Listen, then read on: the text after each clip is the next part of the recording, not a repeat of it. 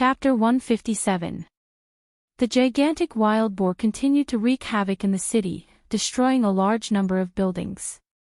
Erica jumped onto a building, and with a flash of light, a set of movement-like clothes replaced the red evening dress Erica wore before.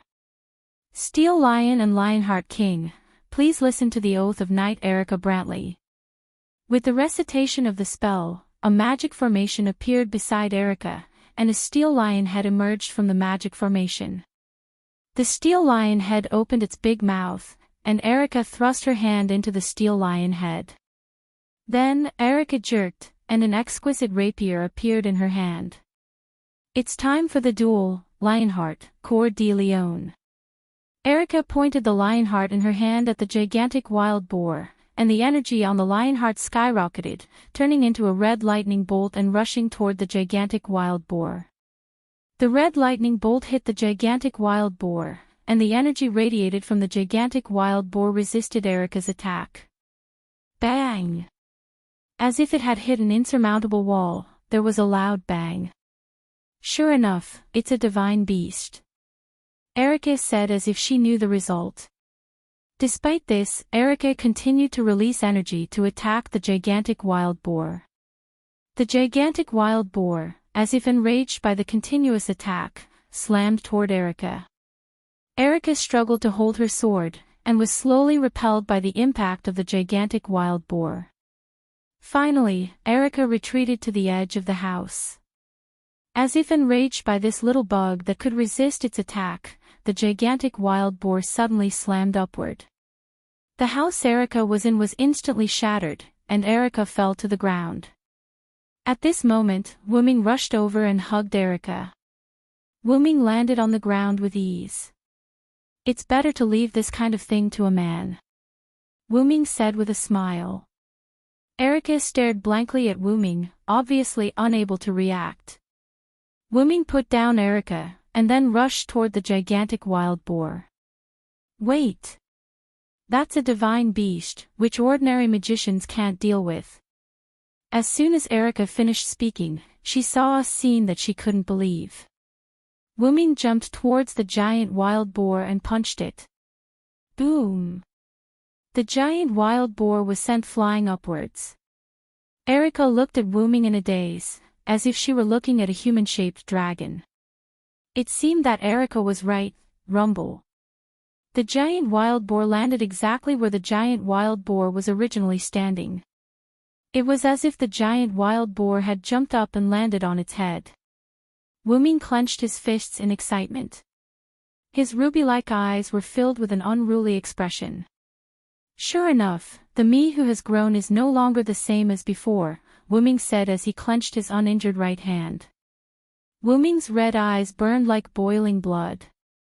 Perhaps it was because of Wuming's dragonization, but Wuming's eyes had turned red a long time ago. Suddenly, a hurricane swept up from under the giant wild boar, and it was instantly torn apart. It doesn't seem to be an ordinary hurricane. Wuming sensed the surging magic power in the hurricane that was increasing. It increased by about the same amount as the giant wild boar that Wuming had just knocked down. Just as Wuming was about to attack, the hurricane instantly dissipated. Wuming saw a purple-haired figure in the ruins again. Is it that young man from earlier? Wuming took a closer look. As expected, his senses were right. He must have something to do with this. The purple-haired young man smiled at Wuming again, but this time, it was a smile filled with fighting spirit. Then, he turned into a gust of wind and left. Wuming didn't try to chase after him. Instead, he jumped back to Erica's side. So then, Miss Erica, can you tell me more about this world? Wuming asked with a smile. Erica didn't seem to react to it yet. She nodded blankly. Erica and Wuming sat on the seats of a certain train station. Due to the evacuation, the station was empty for the time being. After Erica returned to her senses, she immediately asked Wuming, "Why can you knock down a divine beast with a single punch? Are you a powerful magician from a mysterious place? Or are you a demon king?" Facing a series of questions from Erica, Wuming expressed that he didn't know what she was talking about. Why don't you tell me what that thing was first?" Wuming said. "Ha! You don't know what that thing is?" Erica said in surprise. Facing Erica's strange look, Wuming quickly said, "Just think of me as a reclusive magician who doesn't know anything about the world. I don't think an ordinary magician can knock down a divine beast with a single punch." Erica muttered. Although Erica was very suspicious of Wuming's origin, she still explained the series of questions about the mythological beasts just now to Wuming.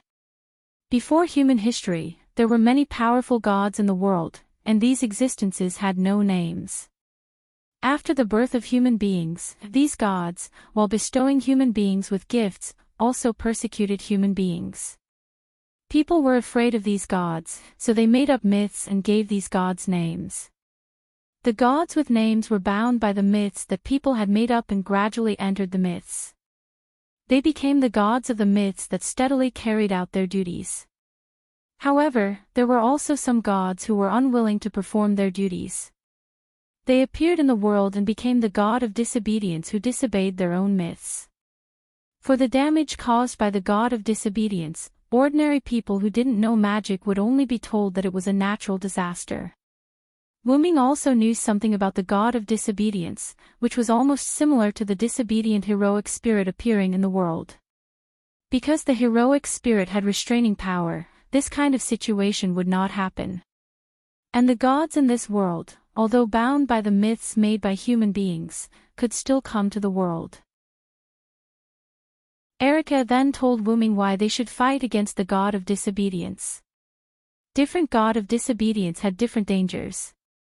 For example, the appearance of Poseidon would cause tsunamis, the appearance of the sun god would burn the earth, and the appearance of the god of war would cause wars. After learning that the appearance of the gods would cause various problems, Wuming had a clue about the problems caused by his arrival in this world. "Am I judged as the god of disobedience by this world?" Later, Wuming asked, "So, how did human beings survive?" "That's right, since the gods frequently appeared as the god of disobedience, how did human beings survive?" Erica looked at Wuming with a more surprised look, as if she was asking if he was from this world. However, since Wuming was her savior, Erica continued to educate Wuming. Human beings were a kind of existence that could cause miracles. In this world, there were currently 6 gods who killed the god of disobedience for various reasons. They were called Campoin, that is, the god slayers. The god slayers killed the god of disobedience and obtained the divine power of the god of disobedience killed, that is, authority. The god slayers who killed the god of disobedience who harmed human beings were also called Demon King, because of various problems. The god slayers sheltered human beings, destroyed the god of disobedience, and accepted the service of human beings. And just now, the giant wild boar and the hurricane that destroyed the wild boar were the incarnations of a certain god. After more or less understanding the background of this world, Wuming couldn't help but think of the purple-haired youth from before. Clearly, the other party was a god of disobedience. And at this moment, the world began to change color. Chapter 158. The sky was instantly filled with dark clouds, and the ground was filled with smoke. It began to rain like a storm. Thump, thump, thump. The ground shook. It was the sound of a giant creature moving step by step. Wuming and Erica looked toward the source of the sound. In the distance, the figure of a giant appeared. The giant's body was several hundred meters tall, and part of the giant's body was covered in a grayish-black ancient armor. The exposed skin and muscles were knotted together, making it seem particularly powerful. The giant's long white beard blocked the giant's nose and mouth, and its 2 white eyes, which seemed to have no sense of reason, hung in the sky like 2 huge copper bells. "That's..." Erica exploded. She used magic to change into battle clothes and ran toward the giant. Wuming shook his head helplessly and followed. "Stay a moment, God," cried Erica from behind the giant. Hearing someone calling him, the giant stopped and turned his head to look at the human who had stopped him. "Human, how dare you stand in the path of a god? How bold of you," the giant questioned Erica with a thunderous voice. "God, you must be the king of Sardinia, Mekhl, who is worshipped by the Phoenicians," Erica said. Mekhl was surprised. He said happily, "Yes, I am Mekhl. I didn't expect someone to remember my name. How surprising. King Mekhl, please stop, or Sardinia will be destroyed." Erica continued to persuade him. "Human, you know my name, but that doesn't mean you can stop me. Since you know my name, I won't hold you accountable." Then, a bolt of lightning struck Mekhl. Boom! A pair of goat eyes vaguely appeared in the cloudy sky, looking at Mekhl. Mekhl blocked the lightning with his arm. "Seems like I have to speed up." With that, Mekhl left. Just as Erica was about to chase after him, a hand pressed down on her shoulder. "Okay, didn't I tell you? Leave this to us men." Erica turned around, only to see Wu Ming's ruby eyes. "In short, leave everything to me." After saying that, Wu Ming walked in the direction that Mekhl had left. "If it's him, maybe," Erica thought. Erica shook her head and ran in the direction Mekhl had left. The storm continued to fall, lightning flashed around, and thunder rumbled. Wu Ming ran in the direction where Mekhl left and soon saw Mekhl stop. In front of Mekhl, the purple-haired youth that Wu Ming had met twice before was floating in front of him. "You're willing to fight me even though you haven't gathered all your avatars. That's a good fight, Welslana," Mekhl said. The purple-haired youth, Welslana, smiled faintly and said, "I am the undefeated war god, an existence that seeks only one defeat. And now, there are not only two gods like us, King Mekhl. It seems that I'm blind. I didn't expect another one of my kind to hide like a human." Mekhl immediately turned to look at Wu Ming. "I'm sorry, I'm not a god. I'm just a traveler who has been to many places," Wu Ming replied calmly. At this moment, Wu Ming already knew why Mekhl thought that he was one of their kind, the god of disobedience. Wu Ming's origin dragon bloodline had been strengthened. As a origin dragon that could freely travel through all worlds, it could be said that every time Wu Ming went to a world, the world would give him a new identity. In addition, Wu Ming had a relationship with King Arthur, the hero king, and others. Therefore, Wu Ming was automatically judged as a mythical existence by this world, the god of disobedience. Now, Wu Ming was like a stone thrown into a calm lake, completely disrupting the development and change of this world. "I wonder if there are any legends about me in this world," Wu Ming thought. "You don't have to be humble, my fellow. However, although you're also a god, you can't interfere with my battle with Welslana," Mekhl said. "I don't have any objections. I'm only after failure. Even if it's 1 against 2, I'm confident," Welslana said arrogantly. "You dare to say that, army god?" Mekhl mocked. "Don't bother," Wu Ming said, "both of you, just go ahead." As soon as he said that, Mekhl and Welslana's expressions changed. "Even if you're one of our kind, you can't say that. You're really arrogant, unknown god." Mekhl and Welslana were a little angry, but Wu Ming was indeed confident. One had to know that Wu Ming had a relic that could deal with gods. "Shao En, can I do it now?" Wu Ming asked in his heart. "No problem, Master Wu Ming." Enkidu's gentle voice was heard. That was right. Ever since Wu Ming came to this world, Wu Ming realized that Enkidu had awakened. It seemed that because Wu Ming was absorbing power from his roots, Enkidu had also benefited from it. At that moment, Enkidu had completely broken free from the chains that connected heaven and earth and had become Wu Ming's exclusive relic. It was bound to Wu Ming's soul. "Then, let's begin, Mekhl." Welslana. In an instant, a large number of golden ripples appeared behind Wu Ming, and within the golden ripples, a few golden chains appeared. The chains rushed towards Mekker and Welslana. As Mekker's body was not agile and he was careless, he was instantly bound by the golden chains. Welslana felt that something was wrong and quickly used one of his clones, the Phoenix, to escape. "It's just a chain. Let's see if I can break free from it," Mekker roared. However, no matter how hard Mekker tried, he could not break free from the chains that bound him. Could it be a relic? Welslana looked at the golden chains that were getting tighter and tighter, and said in shock. "Take a guess." Wuming smiled. In an instant, Wuming's body shot towards Welslana. Welslana did not retreat and faced Wuming head-on. "Humph. I'll be happy if you have a relic. It seems like I have a chance to taste defeat." Welslana wanted to taste defeat, but it was not a meaningless defeat. He wanted to fully enjoy the battle before he lost. "Come on then, Welslana." Chapter 159.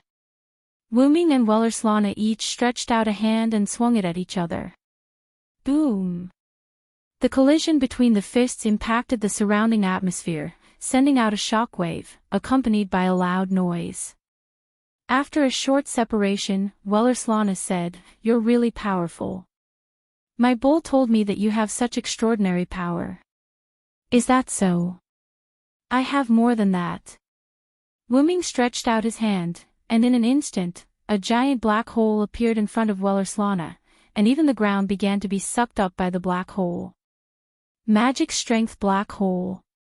What? Welslana was sucked in by the black hole, but Welslana immediately activated his Phoenix mode and escaped from the black hole's suction. Magic strength black dragon thunder. In an instant, a black dragon-shaped lightning rushed toward Welslana. "Don't underestimate me." Welslana exited his Phoenix mode and used his goat mode. In an instant, a large amount of lightning collided with Wuming's black lightning. Boom! The lightning exploded, and it made a deafening roar. Taking advantage of the collision between the two sides, Wuming raised his hand again. Magic strength cardiac mastery. An invisible force spread to Welslana's body. Welslana spat out a mouthful of blood, and then the injury on his body instantly healed. That was the effect of his goat mode. The advanced spells Silent Ming used were all learned from the Nameless spellbook. They were all instant death spells, and they were strengthened by the strengthening spells he learned from the Nameless spellbook to increase their power. At this time, Mekkel's voice came. "Even if I'm bound, you can't underestimate me." Unforgivable. Mekkel's body was covered with Enkidu, but even so, Mekkel still had brute force. He used his body to hit Wuming. Flash! Wuming's figure instantly moved to the other side of Mekkel. Before he could stabilize his body, Wuming suddenly turned his body to the side. A golden sword swept past Wuming's side, and it cut through Wuming's side waist, taking away a trace of flesh and blood from Wuming. This is a golden sword that can cut the godhead. Wuming covered his abdomen and frowned. Welslana looked at Wuming with the golden sword in his hand. For Wuming, who was known as the god of disobedience, it could be said to have high-level divinity. And that golden sword had the power to cut the godhead. In other words, Wuming was now naked in Welslana's eyes. "That's right, unknown god, this is my trump card." But Wuming sneered at Welslana's words, and then said, "But as far as I know, Welslana, the god of war, must know the opponent's ability to use this sword. For those who don't know my real name, this sword can only be used as a weapon that ignores defense." Ha ha ha ha. Isn't that a matter of course? Hiding one's name is also a means, it's great. An unknown god. Can you defeat me? Welslana began to shout excitedly. Then, as you wish. A pair of dragon horns appeared on Wuming's head, and Kala said, "Master, the analysis is complete." Well, look carefully, Wellerslana, this is your power. Create green item, advanced item creation. As the spell was recited, a golden sword appeared in Wuming's hand. This is... How is this possible? Wellerslana was in disbelief. That's right, Wellerslana, this is your golden sword that cut the godhead. Collis, who had a wealth of knowledge, after knowing the real names of Mekl and Wellerslana, she began to infuse the knowledge of those two into Wuming's mind. After all, only by knowing yourself and your enemy can you win 100 battles. Originally, Wuming, who didn't have the feeling, couldn't create the golden sword with create great item. However, Wellerslana used the golden sword to cut Wuming, and Wuming perceived the structure of this weapon. As the masterpiece of the gemstone master, Collis was a completely support-type magic attire, and had even turned into a silent noble artifact. It was completely possible to analyze the ability of the golden sword of Wellerslana. With all the buffs, and with the knowledge of this sword in Wuming's mind, Wuming successfully created Wellerslana's golden sword that cut the godhead. It's useless. Even if you created my sword, it's still a fake. Wellerslana said. Is that so? Then give it a try, Wellerslana. Wuming waved his hand forward, and several similar golden swords appeared beside Wuming. Wellerslana, as the undefeated god of war, you have 10 incarnations: strong wind, bull, white horse, camel, wild boar, youth, phoenix, ram, goat, and human warrior with a golden sword. The golden sword began to split, and more golden swords appeared. Legend has it that Wellerslana is also the guardian of the god of light, Mitra. Mitra is the incarnation of the sun, so Wellerslana is also related to the sun. Your name is Wellerslana, and you are also the god of conquest who is closely related to Hercules. Soon, a large number of golden swords appeared around Wellerslana, and the entire sky turned into a golden sword territory. At this moment, Wellerslana was trapped in the golden sword territory and could not escape. In West Asia, you are known as the guardian of light, and you have the same origin as Indra, the Thunder Emperor of India. You once appeared in Avesta as an eagle and were described as the symbol of royalty. Wellerslana is not only the god of victory, but also the guardian of royalty and the people. Therefore, the golden swords were all pointed at Wellerslana. Wellerslana is only your Greek name, and your real name is Bahram. Therefore, the golden sword stabbed at Wellerslana. Pucci, Wellerslana was pierced by a large number of golden swords, but he was still smiling. Is this the feeling of being defeated? It's not bad. Wellerslana smiled. I will come for you next time. You can't be defeated by others before I am resurrected, unknown god. Wellerslana disappeared with a satisfied expression. All the golden swords shattered, and the golden sword territory disappeared, turning into the storm again. Wuming looked at Mekl, who was standing at the side. This is unbelievable, Mekl said. This is my mistake. I didn't expect you to have a relic that can defeat gods. My kind, give me the price of my failure. Wuming summoned the golden sword again, but this time, it was much bigger than before. As you wish. Pfft. Mekl disappeared in the sky, and the storm stopped raging. The sun reappeared in the sky, and the sunlight shone on the land that was full of destruction. Erica stood in the ruins, looking at Wuming, who was standing under the sun in disbelief. The seventh god slayer is born. Chapter 160. A week had passed since Wuming had killed Wellerslana and Mekl. Wuming sat cross-legged in a luxurious Western-style room with his eyes closed. Wuming, who had killed the two gods, naturally obtained 2 authorities. However, these 2 authorities were of little value to Wuming. Therefore, Wuming used his talent ability, the Noble Phantasm, and successfully merged the 2 authorities into one. Wuming was checking the authority that had become his Noble Phantasm. In Wuming's spiritual world, a huge stone slab was embedded in it. The huge stone slab was embedded with 12 small stone slabs. Like a clock, they were evenly distributed in 12 positions. It was just like a clock. In the middle of the 12 small stone slabs, there were 2 stone pillars, one long and one short. They were like the hour and minute hands on a clock. Dragon Seed, Giant, Warrior, Storm, Annihilation, Flood, Vitality, Kin, Thunder God, Phoenix, Sun, Magician. This was what Wuming's authority looked like after he had obtained Welslana and Meckel's authority. Each stone slab was engraved with different scenes, and the position of each stone slab corresponded to each scale on the clock. At that moment, the hour and minute hands were pointing at the small stone slab at 12 o'clock. The stone slab at 12 o'clock had a magician in a long robe engraved on it. Following Wuming's consciousness, the stone slab that was pointed at there started to glow. In the outside world, Wuming opened his eyes and casually stretched out his hand. A ball of flame appeared in Wuming's hand. As his consciousness changed, the flame in Wuming's hand turned into many things. First, it turned into a stream of water, then it turned into a ball of lightning, and then it turned into a purple mist. Wuming cast Yggdrasil's spells one after another, casting them freely. Wuming clenched his hand, and the purple mist disappeared. "It seems that magician has increased my casting speed," Wuming said.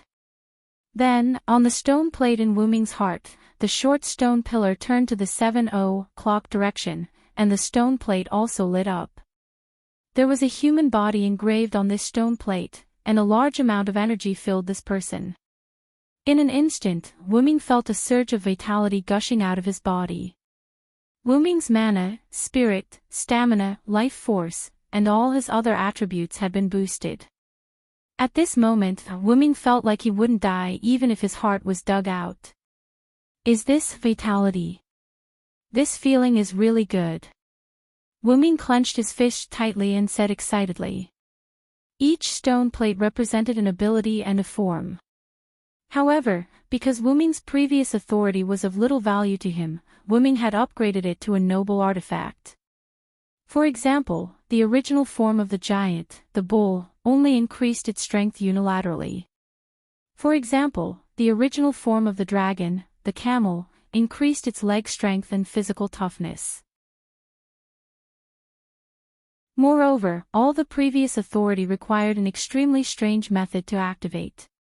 The bull required the other party to be strong, the camel needed to be seriously injured, and even the most lethal sun, the original form of the white horse, required the other party to be a sinner. Moreover, each authority could only be used once a day. Meckel's authority aside, Welslana's authority was undoubtedly of little value. After Welslana's authority and Meckel's authority merged and upgraded into Wuming's own noble artifact, Wuming completely mastered the authority that was upgraded into a noble artifact. There were no harsh conditions to use it, no useless abilities, and no restrictions to use it. It could be said that any one of the authority could be considered a separate authority. The only flaw was that Wuming couldn't use 3 or more authority at the same time. There were only 2 needles in the stone plate, and he couldn't point to 3 stone plates at the same time. Although Wuming was a little troubled, the authority relic seemed to be set up according to his current body's performance and characteristics. Wuming accepted his fate. At the very least, these 12 authorizations were useful. At that moment, a voice came from outside the door. "King, may I come in?" "Come in," Wuming said. Then, Wuming's door opened, and Erica walked in wearing a gorgeous princess dress. Erica then walked to Wuming and knelt on one knee before Wuming and said, "King, lunch is ready. Please eat." Wuming looked at the beautiful girl who called him King when they just met and recalled what happened yesterday.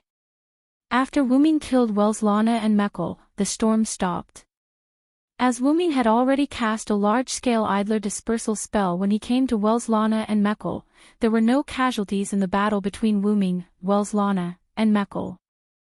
As for the destroyed land and buildings, Silent Wonder used magic tools to repair them.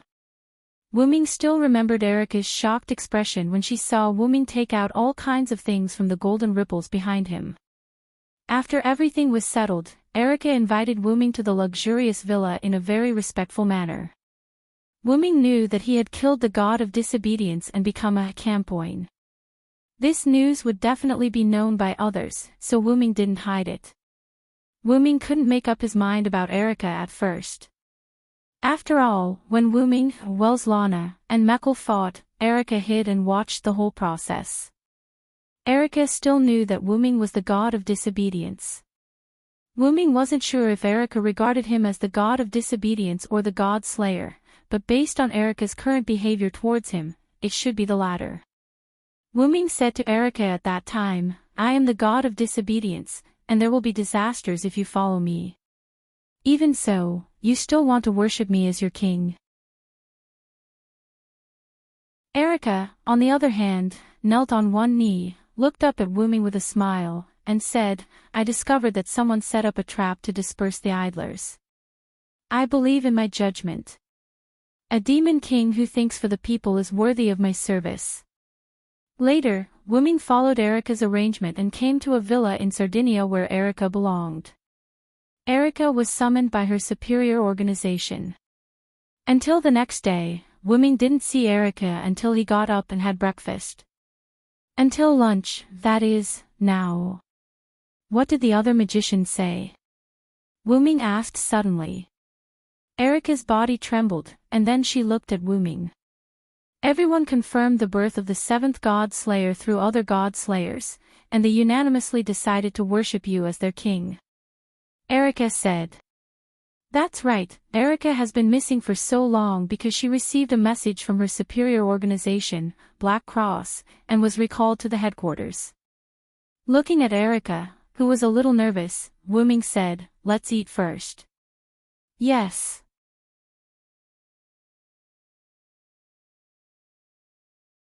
Chapter 161. Wuming followed Erica to the mansion's dining room. After a simple lunch, Erica said to Wuming, "Your Majesty, there's something I need to trouble you with." Looking at Erica kneeling on one knee and lowering her head, Wuming walked to Erica and held her shoulder. "I don't need to bow and scrape, and there's no need to call me Your Majesty, just call me Wuming." "Yes, Lord Wuming." As a king, Wuming's words were irrefutable. Erica accepted Wuming's order. Wuming looked at Erica and continued to ask, "So, what's the matter, Erica?" Erica stood up and said to Wuming, "Here's the thing, the general of the magic organization I belong to, Red Copper Black Cross, wants to meet you with the higher-ups." Wuming immediately said impatiently, "If it's the general, it's okay, but the others don't." "Huh?" Erica didn't expect Wuming to refuse so quickly.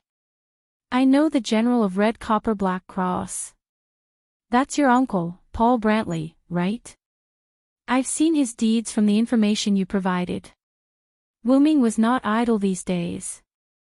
He asked Erica to provide him with the information about European magic.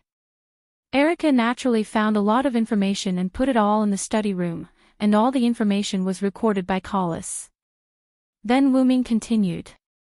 "Forget about the others, it's nothing more than seeing my power. This kind of thing is fine, even if you don't recognize me, it doesn't matter." Wuming said casually. "Your Majesty, please think twice, if they don't see you, they won't feel at ease." Erica said. Looking at Erica, who knelt on one knee again, Wuming stroked his forehead helplessly. All right, I got it. Let's just meet. Also, didn't I say that you can just call me by my name?"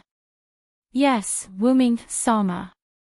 Later, Wuming followed Erica to a sparsely populated place in Sardinia. Then, a few figures walked out. The leader of the group was an uncle full of youthful vitality. His upright face and intellectual temperament made Wuming take a second look at him. "Nice to meet you, King of Disobedience, I'm Paul Brantley, the General of Red Copper Black Cross." Paul bowed and said respectfully.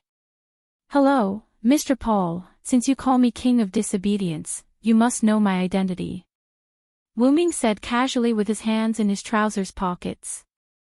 Of course, Your Majesty, please don't blame Erica, this has nothing to do with Erica. This is because the Magic Association detected 3 types of divine power when we examined the battlefield between you and Welslana and Mekl. Based on Erica's partial report, we determined that you are a disobedient person. Paul said. Wu Ming thought about it. When he was judged as the god of disobedience by this world, the magic power he produced would also be judged by this world and transformed into the divine power of this god of disobedience. Therefore, in such a fierce battle, there were only 3 types of divine power left at the scene, and the European Magic Association judged Wu Ming as the god of disobedience. Then do you trust me so much? Aren't you afraid that I will kill all of you? Instantly, Wu Ming showed a dangerous expression. The figures behind Paul took 2 steps back in panic. But Paul and Erica were calm. I heard from Erica that before you fought with Welslana and Mekl, you had set up a dispersal system. I believe that such a god is worthy of our support. Paul looked at Wu Ming's eyes, and his eyes were quite firm. Just like that, no one said anything, and the atmosphere gradually became anxious. Suddenly, Wu Ming smiled. Ha ha ha, as expected of the highest knight with the title of Diable Rouge. Wu Ming said. I've already returned that title to Red Copper Black Cross because of my role as the Commander-in-Chief. Now, the title of Diable Rouge is held by Erica. Paul said. Erica is a very good knight.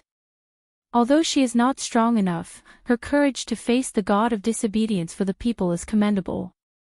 Wu Ming said, then looked at Erica. Thank you for the compliment, Your Majesty. Erica saluted slightly. To hear you say that, Erica is worthy of her efforts over the years. Paul said. So, do you want to see my power? Wu Ming raised a hand and clenched it into a fist. This question. Paul was a little distressed. What's wrong? What happened? Wu Ming asked. Actually, another king is coming this way. Paul said with some distress. Wu Ming instantly knew what Paul was worried about. The God Slayers were a group of eccentric guys, and because of that, people would serve them as kings. The purpose was to restrict the king's actions. After all, every king was a super bomb that exploded at random times. Every time a king was involved in something, it would cause large-scale catastrophic damage. Not to mention the direct economic losses caused, these magicians also needed to work hard to cover up the truth in the damaged areas. Then I can meet the senior.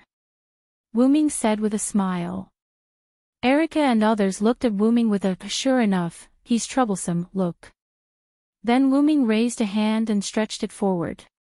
Golden ripples appeared, and Wu Ming took out a golden scepter from it. Wu Ming held the staff of Ain's Uragong in his hand and gently tapped the ground with the bottom of the scepter. In an instant, the scene in front of everyone changed, and the surroundings became similar to the Roman Colosseum. Looking at the venue that was a little larger than the Roman Colosseum and the stars hanging in the sky, everyone was shocked. This is an independent space. And it's a real space. Is this the power of Welslana and Mekl?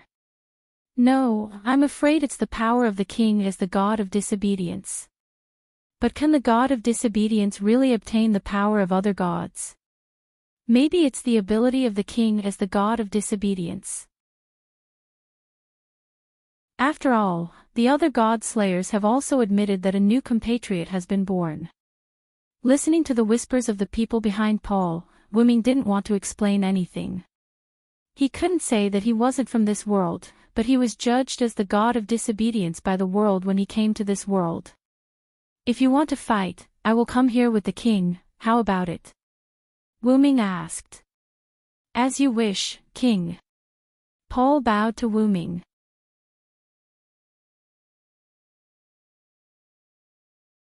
Chapter 162. Wu Ming cancelled the inherent enchantment.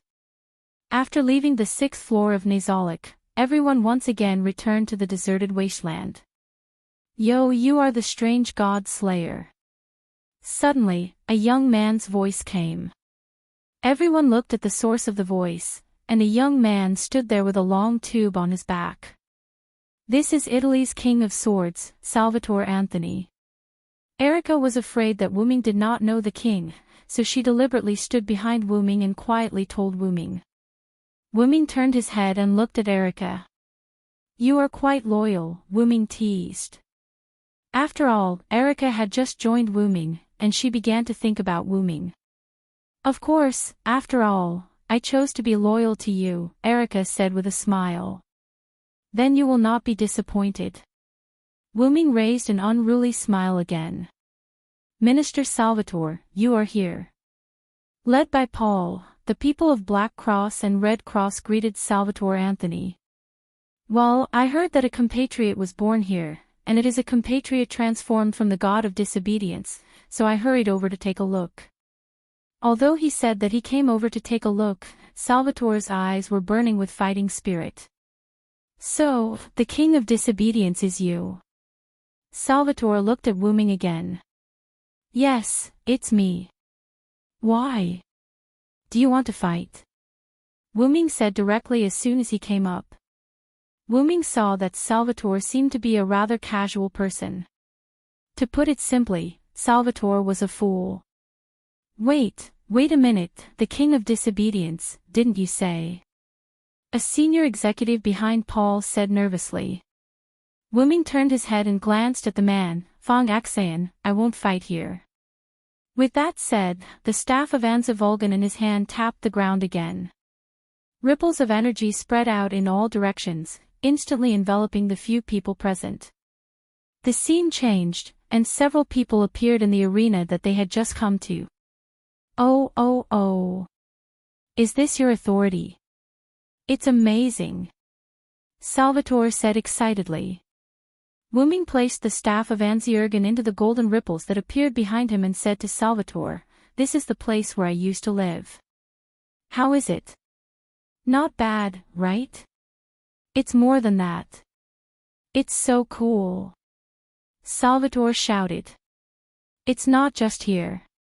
There's a vast forest outside. If it's not enough, we can go outside, Wuming said as he pointed at the door at the edge of the arena. No, this is enough. With that, Salvatore took out a sword from the long tube behind him. Wuming gestured for Erica to bring the others to the auditorium. For a moment, only Wuming and Salvatore were left in the huge arena. Wuming looked at Salvatore who was holding the sword and looked at it carefully. This was a knight's sword without any special characteristics, but Wuming could feel pressure from it. So, let's get started. As Wuming's words fell, Salvatore activated the power of the word spirit. Swear the oath here. I won't allow anything that I can't cut to exist. And this sword is an invincible blade that can cut everything on the ground.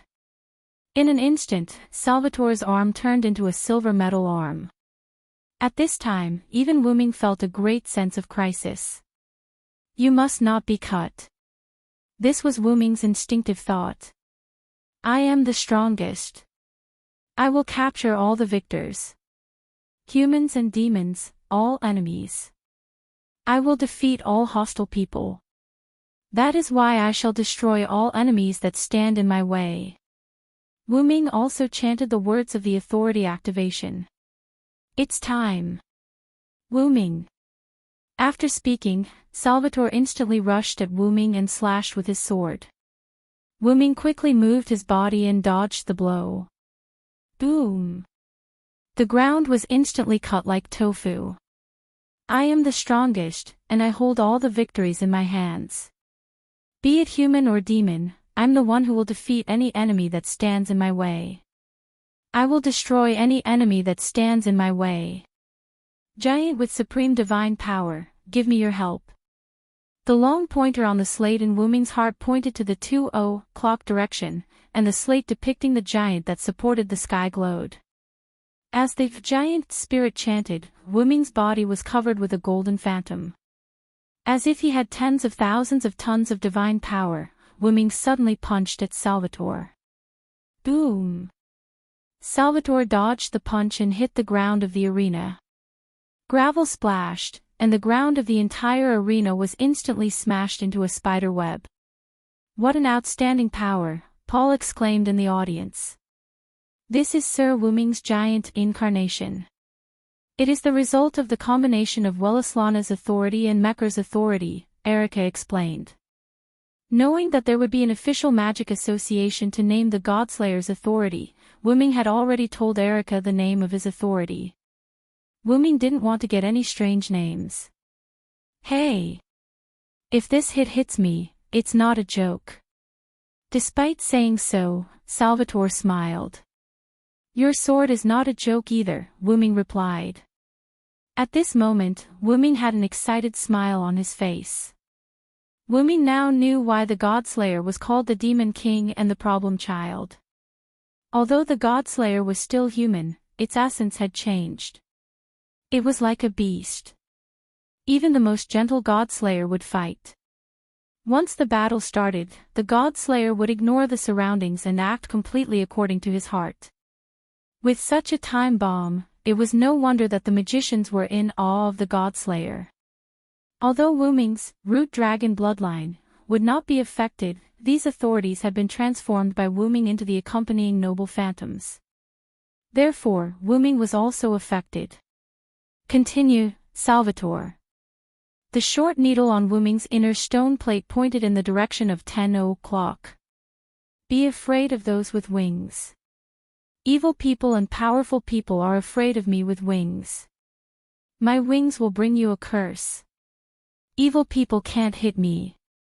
After chanting the words again, Wuming's figure disappeared in an instant. Wuming appeared above Salvatore in an instant and gave him a punch. What? Salvatore spat out a mouthful of blood. His body was pressed to the ground by Wuming. Wuming frowned slightly and moved his somewhat uncomfortable body. It seems that the power of the Phoenix is not as simple as acceleration. After all, for Wuming, a simple acceleration could not make his strengthened body feel uncomfortable. Afterward, Wuming looked at Salvatore, who had spat out a lot of blood, and asked, So, do you want to continue, King of Swords?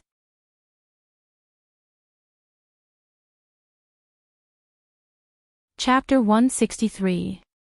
The next day, Wuming started breakfast under Erica's greeting. Because of Wuming's special permission, and Erica was not a superficial person, the two naturally ate at the same table.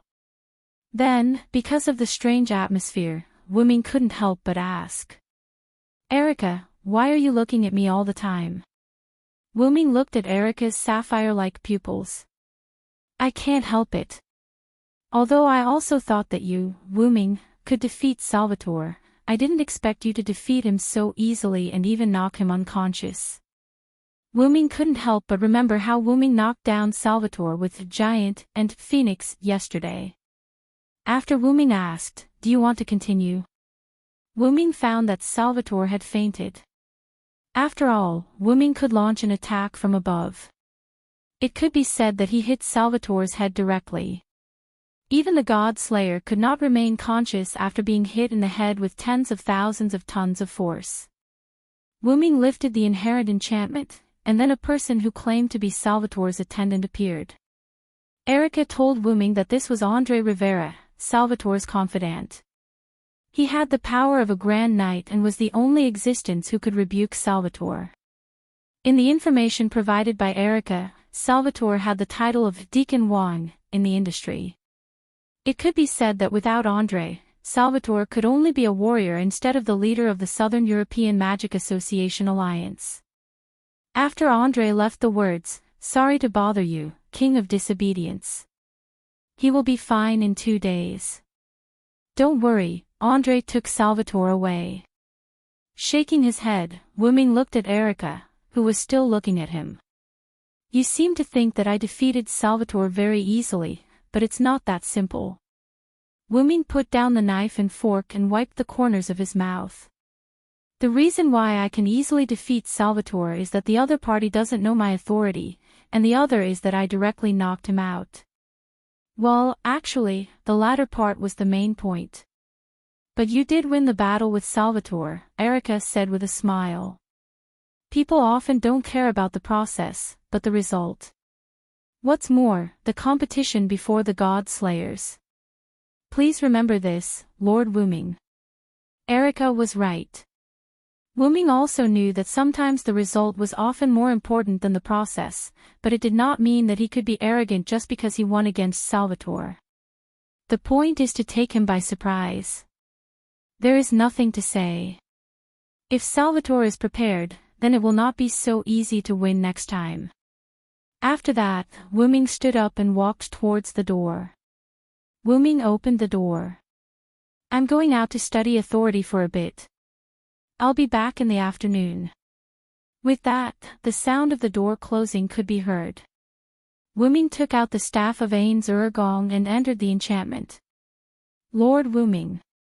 As soon as Wuming entered, he saw Satya and Seabass kneeling on one knee to salute him. Aha, Wuming replied. Now, Wuming had seen through it. These guardians were loyal to him. Only Demiyagos and Yair Abed could be flexible and would no longer kneel to Wuming. Of course, that was only in informal situations. I need to test my newly acquired power. Prepare in the arena on the 6th floor. Yes, Lord Wuming. Because of the enchantment, only Satya and Seabass, who followed Wuming, were here, so some work could only be left to them. Soon, Wuming came to the arena. I am the strongest, the one who holds all victory in my hands. No matter if it's a human or a demon, I will defeat any enemy that stands in my way. Giant with unparalleled divine power, give me your aid. As the words were spoken, the long needle on the stone plate of authority pointed at 2:00. Instantly, Wuming's surroundings changed. A large amount of golden energy continuously surged out of Wuming's body, forming a tall energy giant.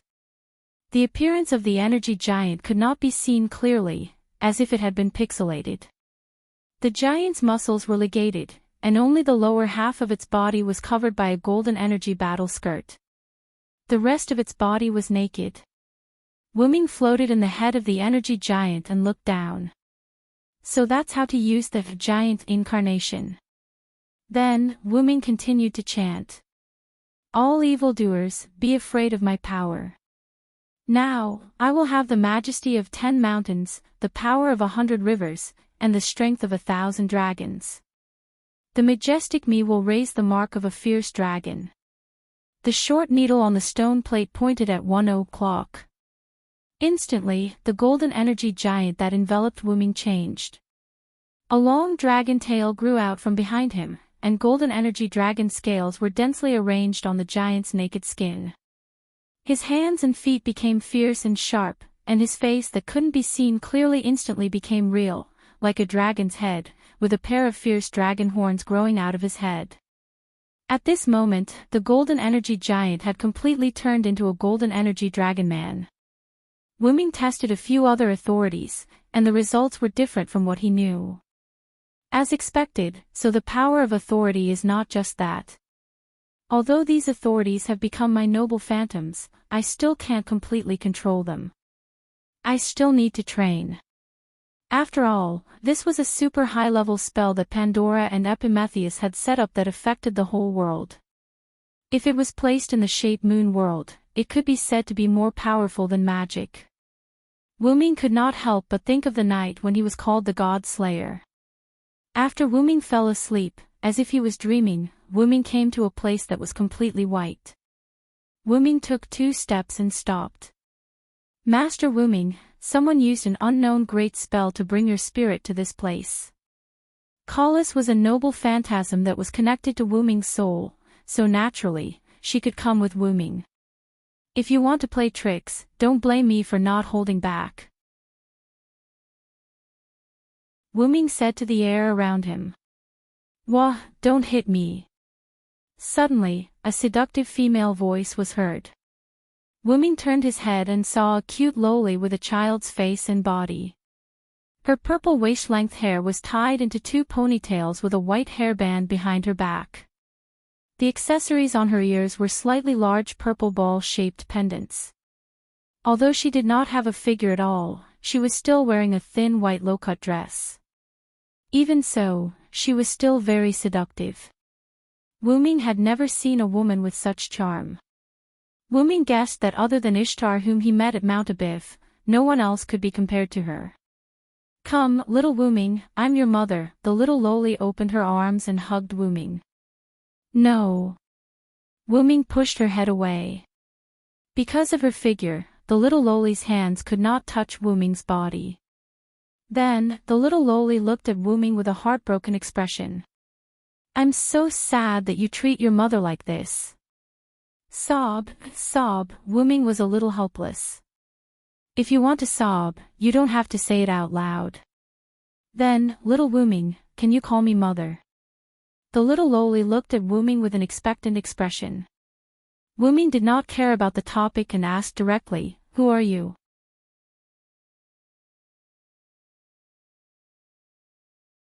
Chapter 164. At this time, the purple-haired little loli also became serious. "I'm Pandora, Pandora," Wuming said while rubbing his chin. Let's just say that Wuming's Nathalicris Pandora had nothing to do with this. Wuming naturally knew of Pandora, who asked Pandora to be so famous.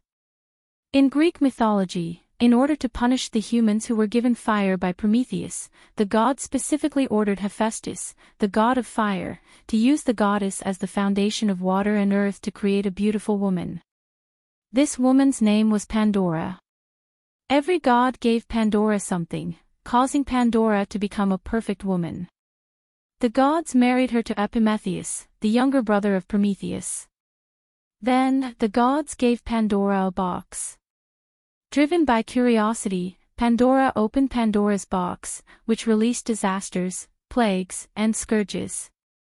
Although Pandora closed the box in time, the disasters, plagues, and scourges had already escaped. Only the hope given by Athena remained. Then, what were your thoughts when you created the god slayer, Pandora? Wuming looked at Pandora fiercely and directly began to question Pandora. Pandora was stunned for a moment, then her eyes turned red, tears flowed down, and she began to cry. Looking at Pandora who began to cry, Wuming was a little panicked. Wuming wanted to directly question Pandora, but Wuming did not expect Pandora to cry like this. Wuming, who had never made a girl cry, was at a loss.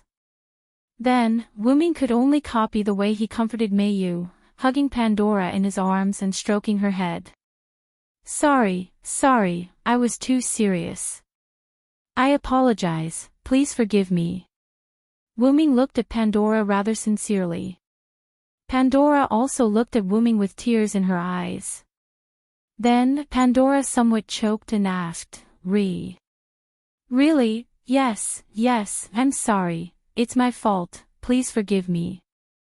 Wuming hurriedly apologized again.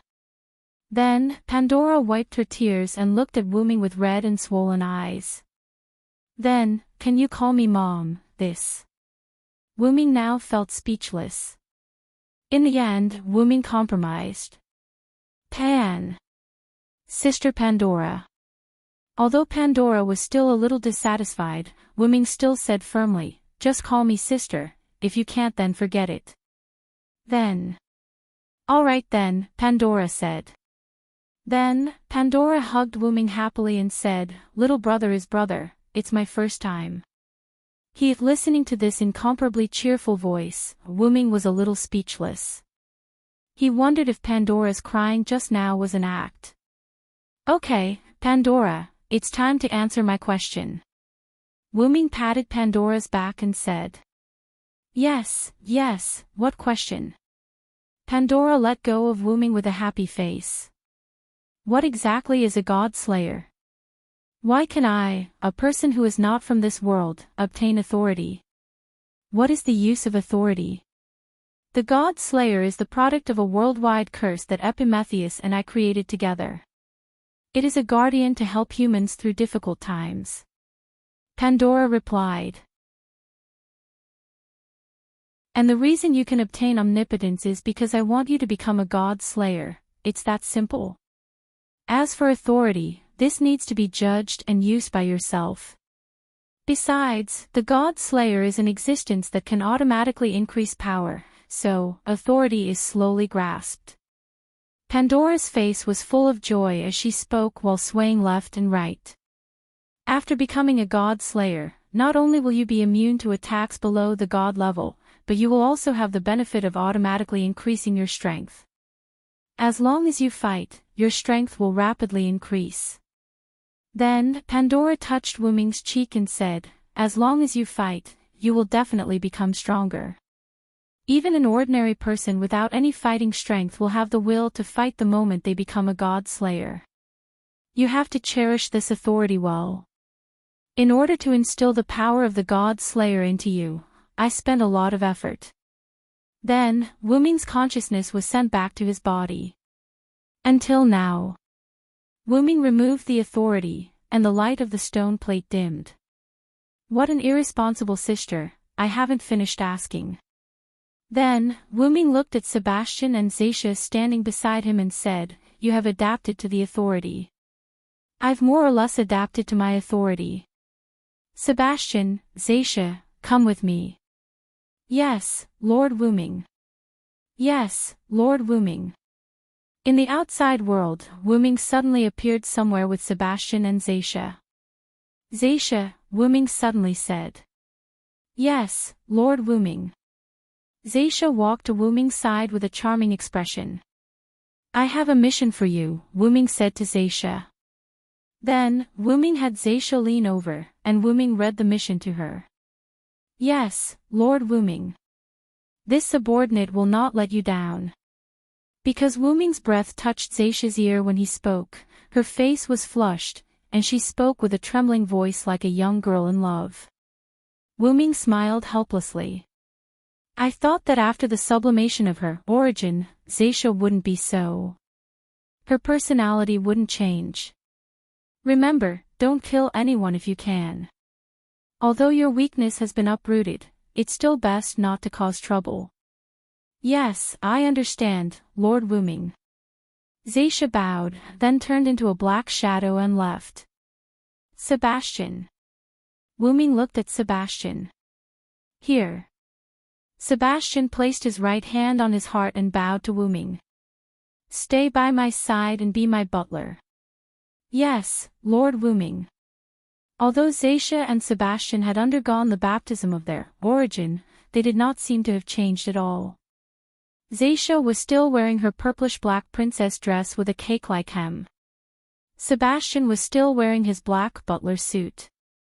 It could be said that neither of them had changed in terms of appearance or temperament. However, Wu Ming knew very well that the two of them could no longer be compared to their previous selves. It could be said that Zaisha and Sebastian were the strongest people in Nasalik apart from Wu Ming. Even the uncontrollable hidden trump card of Nasalik, libido, might not be able to defeat Zaisha and Sebastian. That's all for now. I'll bring you to meet my new subordinate. Then, Wu Ming brought Sebastian to the villa provided by Erica. As soon as he pushed open the door, Wu Ming heard an extremely pleasant voice.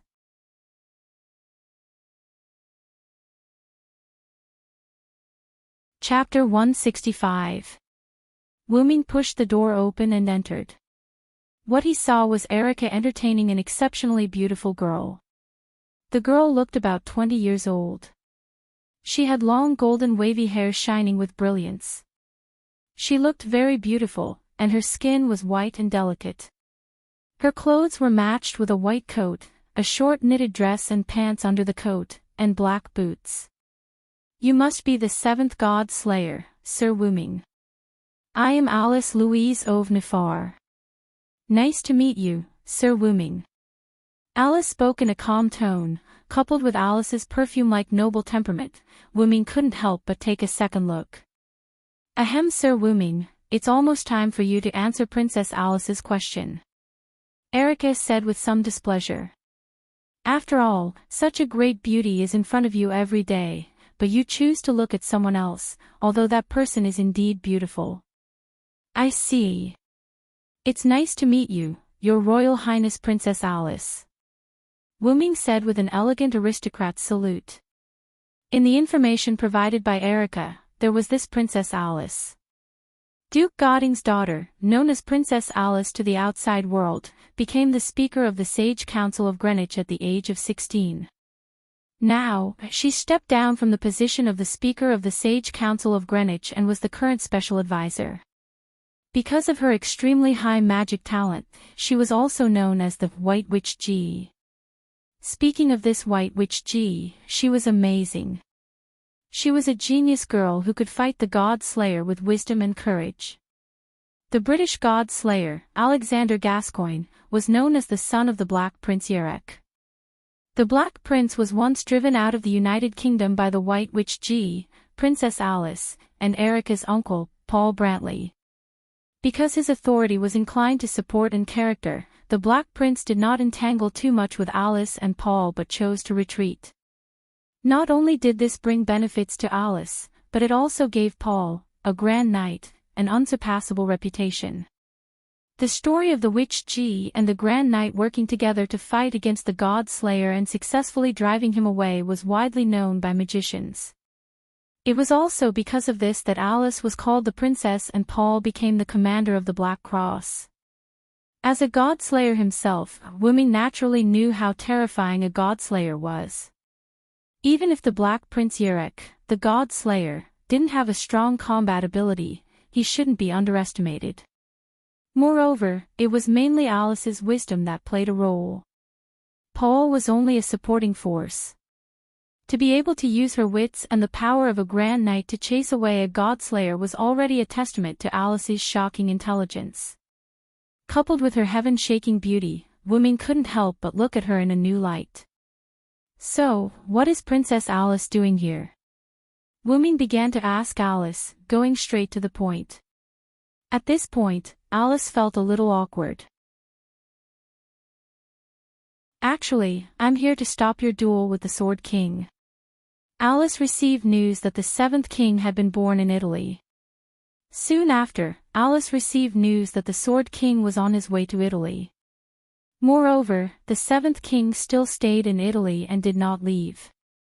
Alice, who had super high wisdom, immediately figured out why the other party was in a hurry to Italy. With Alice's understanding of the stupid Sword King, he must have gone to spar with the new king. Moreover, when Alice was about to use Ghost Body to go to Italy, she was discovered by her housekeeper and nanny, Erickson. So, under Erickson's strong opposition and physical control, Alice was kept in the United Kingdom. "Although it's a little late, I still want to thank you for not causing irreparable damage to the surroundings because of your duel with Salvatore," Alice said with a slight smile. The news that the King of Disobedience Wu Ming and the Sword King Salvatore Tony had a duel in the King of Disobedience's own barrier and one spread like wildfire. The news was spread by the magicians of the Black Cross, and it seemed that the Sword King also intended to do so. In short, because of the indulgent behavior of the Sword King, magicians all over the world knew that the new king defeated the Sword King. This made Princess Alice, who had just arrived in Italy and Europe from the United Kingdom, very helpless. With the idea that she had already come out, in fact, she was tired of staying at home, and Alice also wanted to see the new king, so the scene of Erica entertaining Princess Alice appeared.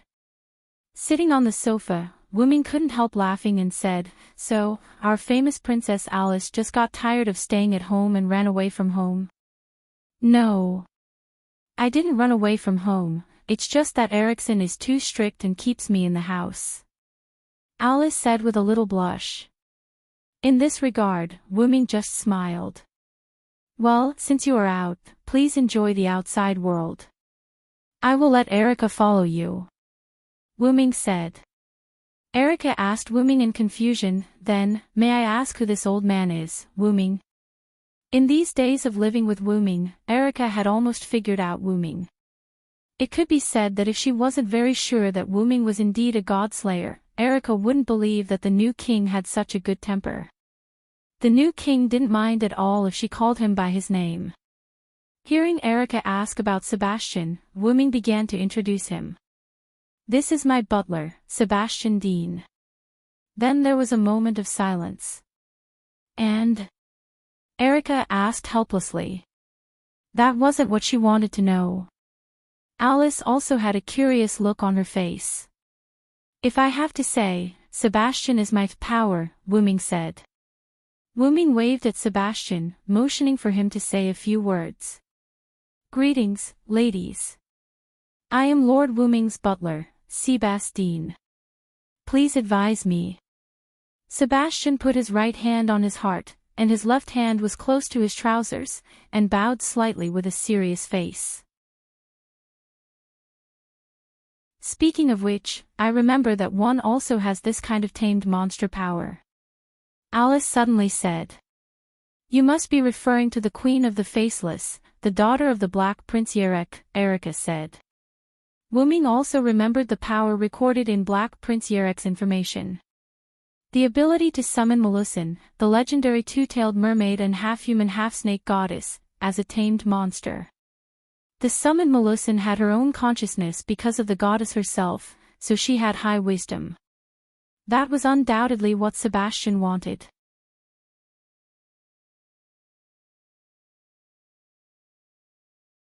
Chapter 166. Thinking of this, Wu Ming shook his head and said, "Even so, Sebastian is not a familiar." After looking at Erica, Wu Ming looked at Alice and continued.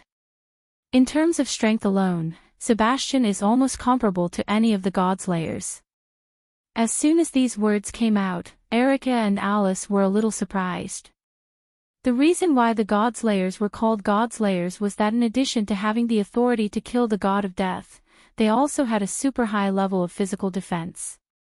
The Godslayer had a magic immune body that was immune to divine attacks, and the body of the Godslayer also had super high endurance in terms of defense against physical damage.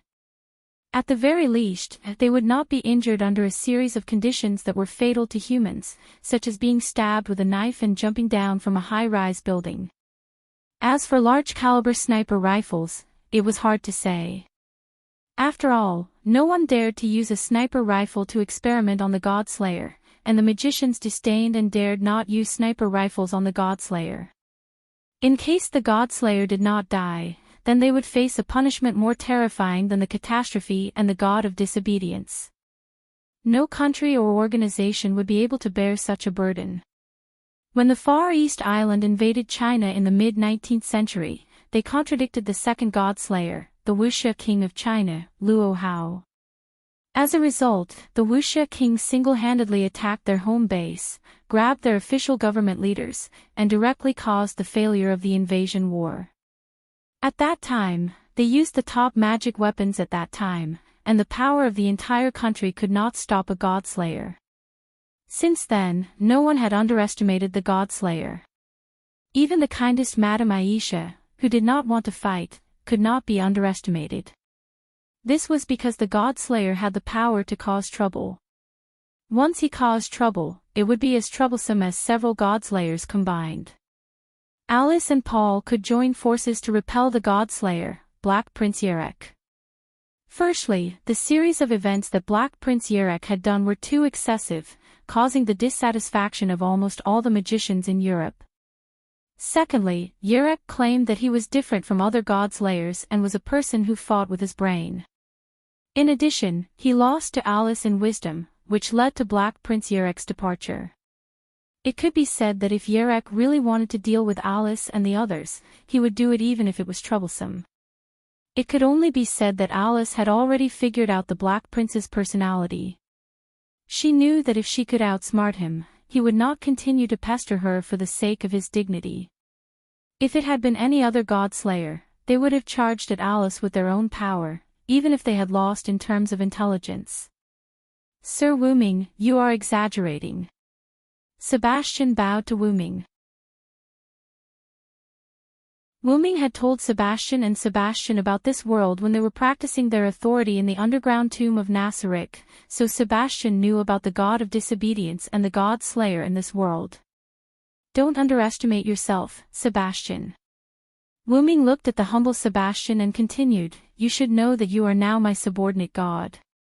Even if you can't defeat me, you might still be able to win against someone who can't restrain you. Wu Ming was right. After the baptism of Origin, Sebastian could now become a dragon. Not only that, but he was also a dragon close to Wu Ming, which contained a trace of the power of Origin.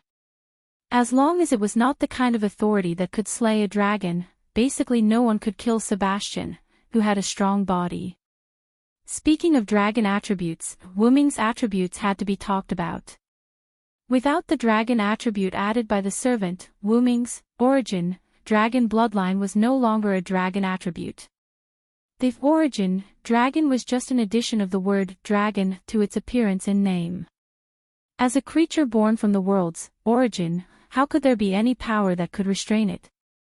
Therefore, the Origin, dragon itself was Wu Ming's greatest advantage, a strong body that surpassed everything else, adaptability from all time and space, and no creature or device that could restrain it. If one had to say, the black mud with the smell of Wu Ming's hometown that restrained Wu Ming was the weapon that restrained Wu Ming. You're right, Lord Wu Ming. I was stupid, Sebastian said. Wu Ming waved his hand and said, it's not your fault. After all, you just obtained this power. You can feel it after using it once. Forget it, Sebastian.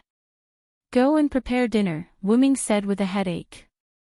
Yes, Lord Wu Ming. Sebastian left. Then, Wu Ming looked at Alice and Erica with a look of disdain. This is really troublesome. Anyway, you can think of Sebastian's origin however you want.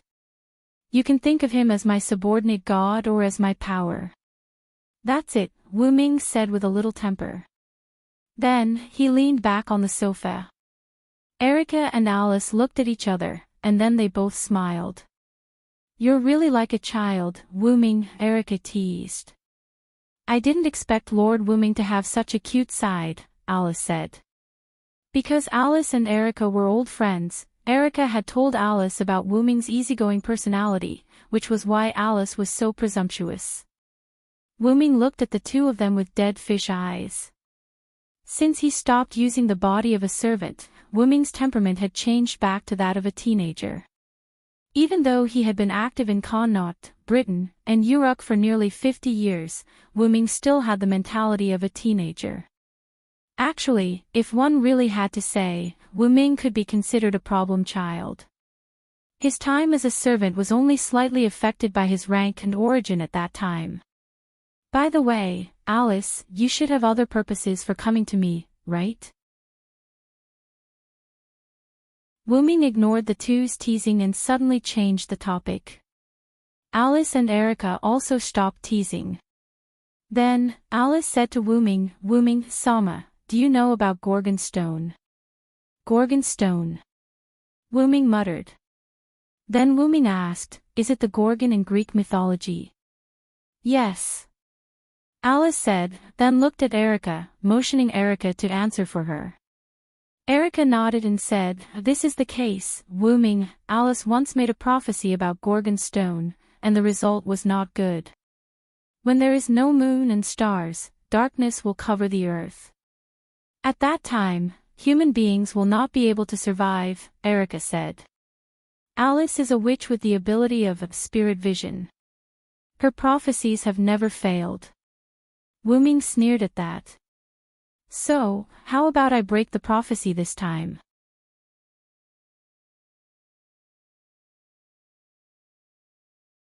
Chapter 167. Judging from the prophecy, this seems to be the power of the god of disobedience. There are only a few gods who are related to Gorgon Stone. Wu Ming held his chin with both hands as he looked at Alice and Erica. The main ones are the three Gorgon sisters, Medusa, Stheno, and Euryale. However, I don't think the three Gorgon sisters who've been belittled as monsters would have the desire to destroy the world. Subsequently, Wu-Ming said casually, "Anyway, give me the Gorgon stone now. I'll settle this." Alice and Erica looked at each other for a moment, then nodded. At night, Wu-Ming was alone in his study room. His desk was filled with books, and the books on the bookshelf were different from before. Erica had replaced all the books here. They were all books about myths and legends. Meanwhile, the books on Wu-Ming's desk were all about Gorgon. Wu-Ming picked up the Gorgon stone in his hand and studied it carefully for a while. The Gorgon stone was an obsidian metal with a portrait of a Gorgon engraved on it. Wu-Ming could not help but exclaim as he looked at the Gorgon stone that looked like Medusa's head, "This doesn't seem like an ordinary god relic." Wu-Ming had seen a god relic once before he became a god slayer.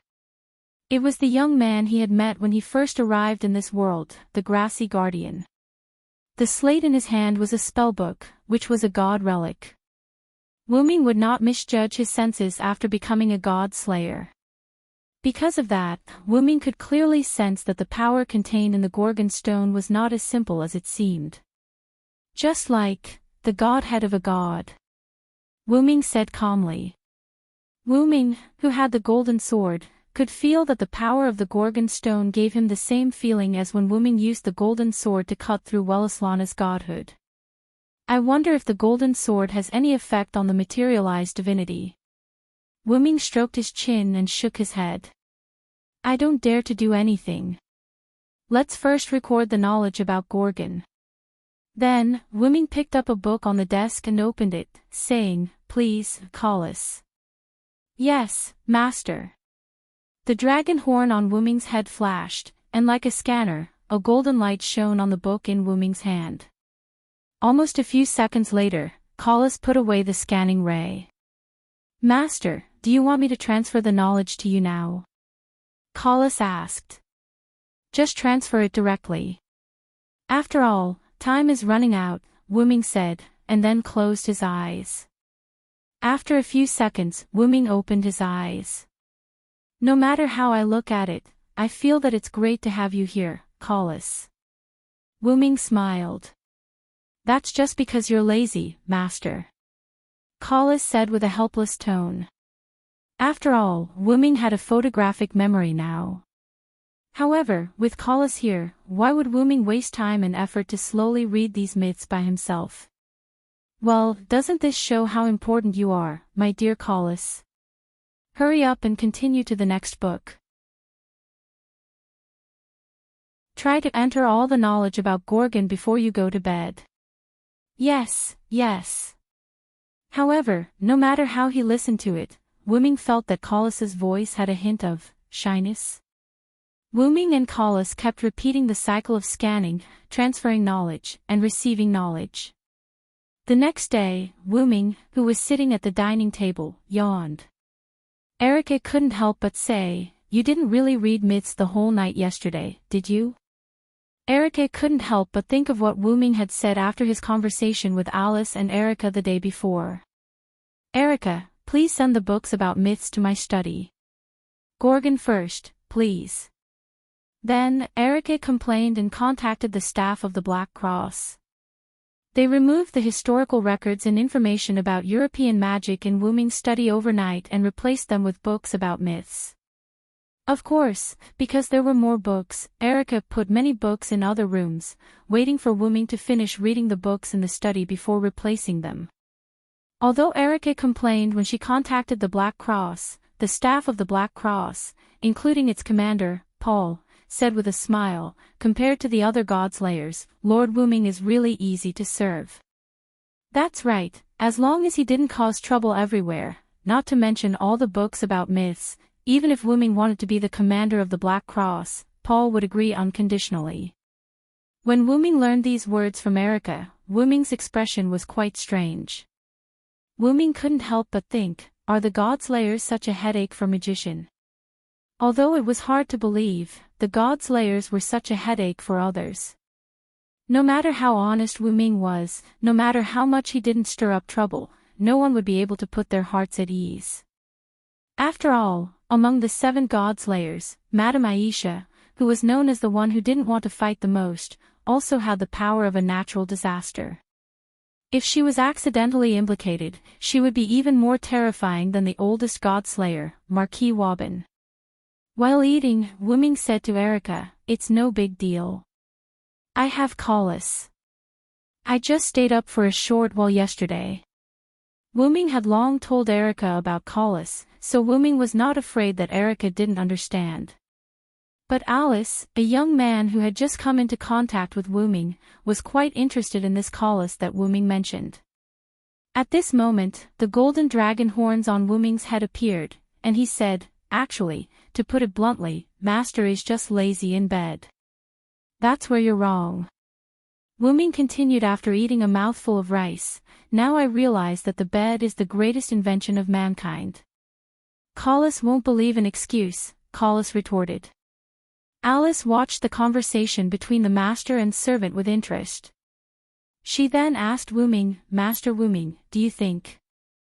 "Master Wuming, does Miss Callus belong to you as well?" Wuming answered after taking a sip of milk, "You can put it that way. You can think of Callus as a super high-level god relic that has its own consciousness." In reality, Wuming was right. Wasn't Callus, who was connected to Wuming's soul and had become his relic, Wuming's authority? Since he was known as the god of disobedience, wasn't his tool a god relic? "Master Wuming, you're such an interesting person." Alice smiled. It could not be helped. It was impossible for Wuming not to be special. After all, he was a god-slayer known as the god of disobedience.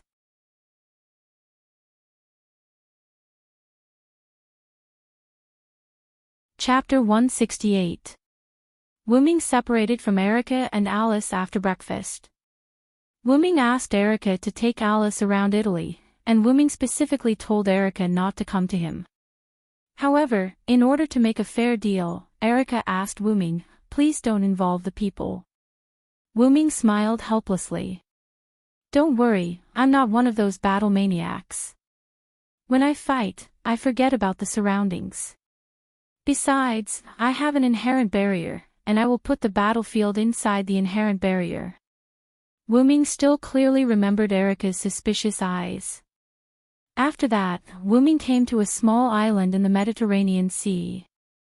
Crash, listening to the sound of the wind blowing the waves, Wuming couldn't help but breathe a sigh of relief. Then, Wuming took out Gorgon's stone. Although I can seal Gorgon's stone with a sealing technique, it's better to solve it in one go. After that, Wuming stretched out his hand and chanted the spell, "Create great item, advanced item creation." With the condensation of magical particles, a lightning-shaped blue dagger appeared in Wuming's hand. That was Castor Medea's noble artifact, Rulebreaker. Wuming gently touched Gorgon's stone with Rulebreaker. In an instant, the banshee's eyes on Gorgon's stone glowed scarlet, and a powerful magical power burst out. "That's all right." Looking at Gorgon's stone, which had completely broken the seal, Rosin said. When Wuming got Gorgon's stone, there was a noble artifact seal set by Black Cross on it. Although the seal was broken, it still had some effect. At this moment, in order to avoid trouble, Wuming directly broke the seal. Wuming stretched out his hand again and took out Staff of Anziurgen from the golden ripple on his side. He put Staff of Anziurgen beside him, and Staff of Anziurgen automatically floated in the air, rotating slowly. "Next, we just have to wait," Wuming said, sitting cross-legged on the ground and closing his eyes. When it was almost night, Wuming felt that Gorgon's stone began to heat up, which was proof that its owner was about to arrive. Wuming opened his eyes and said, "Is it coming?" Wuming said as he watched the darkness engulf the island like a black cloud. "Is this the starless night?" Wuming broke the seal on Gorgon's stone in the morning.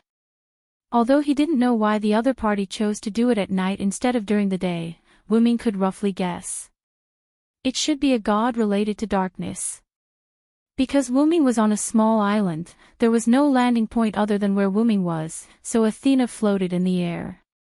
"So it's you, the strange person who has my snake," Athena said. Wu Ming looked at Athena and couldn't help but smile. She had the body of a primary school student, short silver hair, black snake-like vertical pupils, a white long-sleeved shirt and a yellow sleeveless sweater, a black short skirt, blue knee-length stockings, brown leather shoes, and a blue braided hat that looked like a beast's ear. No matter how Wu Ming looked at her, she looked like a cute primary school student. Of course, that was if she didn't have a huge amount of mana. My name is Athena. You are both my compatriot and my natural enemy. Tell me your name. Athena's vertical pupils stared coldly at Wu Ming. Just call me Wu Ming, Athena. Wu Ming said with a smile, and at the same time, he released his mana. You're an interesting fellow. Even though I would like to know why you, who share the same origin as me, would become my enemy, I'll retreat for now since it's you, Athena said as she sensed something amiss the moment Wu Ming unleashed his magical powers.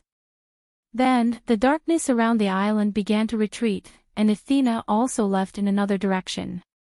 I will leave my snake with you for the time being, someone who shares the same origin. This made Wu Ming a little confused. It can't be because of my identity as the god of disobedience in this world. Wu Ming said after thinking for a moment. Although Wu Ming was still Wu Ming was branded as the god of disobedience when he came to this world. Of course, this brand did not bind Wu Ming, it just gave him another identity. Wu Ming did not care at first. But now, it seemed that this identity of the god of disobedience was a little special. Even Athena knew about him. When Wu Ming released his mana, Wu Ming saw the expression on Athena's face. It was obviously a look of surprise when she saw someone familiar or when she knew about Wu Ming's existence. Seriously, giving me such a headache every day. Gaia and Alea are like this, even this world without any restraints is like this. Wu Ming complained helplessly. Wu Ming could not help but remember that Gaia and Alea created a historical story for Wu Ming in order to make him a servant of the human faction. That history was not fake, but the restraints threw Wu Ming into a historical story. To put it bluntly, it was just giving Wu Ming another identity. Just like Wu Ming in this world, a stone thrown into the lake would definitely cause the lake to change. Wu Ming even suspected that this was a collusion between the worlds. Shaking his head, Wu Ming did not think about it anymore. He put away the inherent barrier in the staff of Anziwergong that he had set up in the outside world. Wu Ming instinctively opened a portal and walked in. In the villa, Erica and Alice sat on the sofa, drinking their respective drinks and chatting intermittently. It's already night time, and there's still no news of Lord Wu Ming, Alice said worriedly. Wu Ming should have moved the battlefield to his own barrier, and maybe he didn't come. Erica said. By the way, Erica, do you think Lord Wu Ming can win? Alice asked. Erica did not care about this and said confidently, winning is not a problem. Alice was a little puzzled. Why is Erica so sure? Erica took a sip of coffee and said, that's because he's the king I have to serve. As a subordinate, how can I not believe in my master? Alice was a little unhappy. What a cunning answer. Then she said, by the way, Lord Wu Ming is really miraculous. A disobedient god actually became a god-slayer. This is something that has never happened since ancient times. At this moment, Alice was suddenly stunned. Light flowed in her eyes as if she was playing something. Alice? Erica noticed that something was wrong with Alice. She quickly put down the coffee in her hand, stood up, and walked toward Alice. Could it be? Spirit vision has been triggered. Erica was indeed a genius of the Red Cross and Black Cross. She immediately noticed Alice's current state. At this moment, a black-purple portal opened, and Wu Ming walked out of it.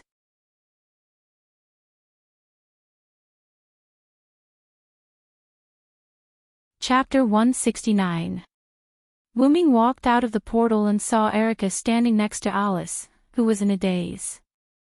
What's wrong with Alice? Wu Ming asked Erica. Erica shook her head and said, "She's fine." Alice merely triggered her spirit vision. Spirit vision had two modes, active and passive. The prophecy of the starless moon and Gorgon stone was precisely what Alice had predicted by activating her spirit vision. Clearly, her spirit vision was passive this time. Wu-Ming walked to Erica's side. Looking at the dazed Alice, he mumbled, "Is there a new prophecy?" It was also at this moment that Alice's eyes regained their luster. This meant that her spirit vision had ended. "How is it, Alice? Did something new happen?" Erica asked as she bent down in front of Alice as soon as it was over. Alice glanced at Erica, then looked at Wu-Ming. "Lord Wu-Ming." Alice looked at Wu-Ming in a daze. Seeing that something was wrong with Alice, Wu-Ming hurriedly shouted, "Alice! Alice!" As if Wu-Ming had been awakened, Alice's body swayed violently. As if Wu-Ming had short-circuited, Alice's body became unstable as if she was about to disappear. Just as she was about to fall, Wu-Ming instantly appeared beside Alice and hugged her. "Lord Wu-Ming, I'm sorry. It seems that I won't be able to tell you a new prophecy here," Alice said as she lay weakly in Wu-Ming's arms. "Is it the side effect of spirit vision that's causing your spirit body to become unstable?" Wu-Ming asked. "Don't worry." After saying that, Wu-Ming closed his eyes. On the stone plate in his heart, the long needle instantly moved to the 12 o'clock position. It was a mage wearing a long robe whose face couldn't be seen clearly. The stone plate lit up. Then, Wu-Ming seemed to have obtained a supreme divine power. His body flashed with a golden light, and his eyes emitted a golden light. Like a big golden light bulb, Erica and Alice in Wu-Ming's arms couldn't help but squint their eyes. "Is this Lord Wu-Ming's power?"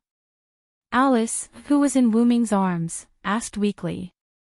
"Yes, this is the mage's incarnation, which evolved from Wu-Ming's youth's incarnation. The young man's incarnation had a powerful power of speech, it could bless human beings, gain power from human beings, and it also had a very important thing, blessing. Naturally, the magician that evolved from the youth also had the ability to grant protection to others. It's coming, Alice." After saying that, Wu-Ming's face slowly moved towards Alice. Wait, no. Wu-Ming, Sama." Alice, who had never experienced such a thing, closed her eyes with a red face. Then, just when Alice thought that Wu-Ming was going to kiss her, there was nothing wrong with her lips, only her forehead. Alice opened her eyes and saw Wu-Ming's forehead tightly pressed against hers. Wu-Ming's big golden eyes looked at Alice with a hint of a smile. Alice was a little embarrassed, and her face instantly became more rosy. "Focus, close your eyes, I'm going to give you a blessing," Wu-Ming reminded her. Yes, Alice said with a red face. Then, Alice closed her eyes and began to receive Wu-Ming's blessing. A steady stream of huge magical power was transmitted to Alice's body through her forehead. In an instant, the magical power was transformed into vitality, replenishing Alice's weak body. Alice felt as if she was soaking in a hot spring. Her surroundings were filled with warmth, and gradually, Alice had the idea of falling asleep. After Wu-Ming felt that it was enough, his forehead left Alice's forehead and removed the mage's incarnation. Looking at Alice, who had a happy smile on her face and closed her eyes, Wu-Ming patted Alice's cheek and said, "Wake up, don't fall asleep." Alice suddenly opened her eyes, looked at Wu-Ming with some embarrassment, and said, "Sorry, Lord Wu-Ming, the feeling just now was too comfortable, and I accidentally indulged in it." Wu-Ming was a little curious, and then said, "Was it that comfortable?" After all, this was the first time Wu-Ming used the power of blessing on others, and he was not very familiar with it. Maybe my divine aura was mixed in. Wu-Ming thought so. Then, Wu-Ming continued, "Because your body is not your real body now, I did not give you too much blessing. This blessing can last for about 7 days, and it can be said that there is no problem at all to maintain your ghost body. Thank you very much, Lord Wuming. Alice smiled sweetly and looked at Wuming. Wuming shook his head, indicating that there was no need to be so polite, and then continued, in a few days, I will go to England. At that time, I will personally add a longer blessing to your body. I believe that if this is the case, you should be able to use your own body to walk around, and you don't need the ghost body. Wuming's words made Alice fall into deep thought. Being able to walk freely in various areas was something that Alice had never thought of. After all, Alice's body was weak because of the negative effects of her powerful talent. This was not a disease, and it was basically untreatable. Just as Wuming looked at the pondering Alice, the person next to him was a little unhappy about being ignored. I say, it's about time for you to let go. Erica said with a fake smile, but everyone could hear the anger in Alice's voice. At this moment, Wuming and Alice realized that the two were still hugging each other. Ah! Alice screamed and quickly broke free from Wuming's two big hands. Wuming took the initiative to let go of Alice and smiled awkwardly. Ahem, although your Highness Alice's body is fine, your spirit hasn't fully recovered. Your Highness Alice, would you like to take a rest? Erica said after coughing. Spirit vision consumed not only magic power but also the caster's spirit power. This was also the reason why many witches fainted after divination. It was because the things they prophesied were too huge. The huge here didn't refer to the body, but to the status. Wuming also nodded in agreement, then looked at Alice. Alice shook her head and said, I'm fine. I think it's better to tell Lord Wuming the new prophecy as soon as possible. And after Lord Wuming added a blessing to me, I feel unusually excited. I don't feel the fatigue from using spirit vision at all. With that, Alice jumped up and down like a little girl to show that she was completely fine.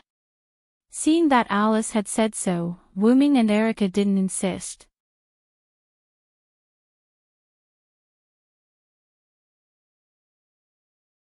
Chapter 170. Alice, Wuming, and Erica sat on the sofa together. Then, Yali Anna served drinks for the three of them. Wuming and Erica both looked at Alice quietly, waiting for her to say the prophecy. The starless night was broken by the legendary dragon. The earth withered, the sea dried up, and the world fell into a dead silence. The divine saber and the holy sword collided, and the hero and the demon king confronted each other, Alice said. I saw a brave man with a divine sword and a demon king with a holy sword in Japan. Every blow had supreme power.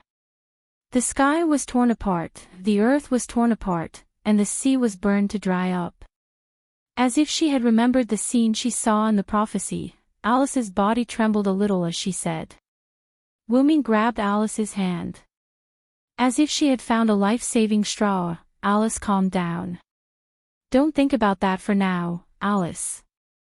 You saw a scene that was too long in the timeline or too high level. It's not something you can bear right now, Wuming comforted her. Then, Wuming, Alice, and Erica began to think about the meaning of this paragraph. Let's see how the legendary dragon broke the starless night. The starless night should refer to Athena. Then, does this legendary dragon refer to Wuming? Erica said. Wuming shook his head and said, not necessarily. Athena came today, but she might not have the confidence to attack me. After I said something to Athena, she left on her own. At this moment, Erica said excitedly, wait. You didn't kill Athena. At first, when Wuming returned, Erica didn't ask him if he had killed Athena because of Alice. However, Erica still had confidence in Wuming, so she didn't ask again. Looking at the agitated Erica, Wuming smiled. Isn't that normal? I'm not in urgent need of authority to increase my strength, and Athena shows no signs of declaring war on me. Isn't this a good result? Wuming found that the power of Welslana and Mekl was enough for the time being. It should be said that even if it was only Welleslana's power, after being sublimated into Wuming's noble phantasm, Wuming could be regarded as an existence that could do whatever he wanted. As such, there was no need to overly pursue power. Wuming was an origin dragon. As long as he was accelerated by external forces or waited until he reached adulthood, Wuming's power would naturally undergo a qualitative change. Pursuing power was nothing more than an act of Wuming to protect himself during his childhood. There was no need to overdo it. Erica sighed and said unhappily, "Forget it. You're the king. You call the shots." Looking at the unhappy Erica, Wuming comforted her. "Don't worry, Athena is now lacking a divine spark. Even if she stays on the ground, it won't affect time." Alice covered her mouth and laughed. Lord Wuming is really magnanimous. This is called confidence. Wuming shrugged. Ahem. So, if the legendary dragon isn't Wuming, then who is it? Everyone pondered. The legendary dragon should be referring to myself. Breaking the starless night shouldn't be referring to what happened today.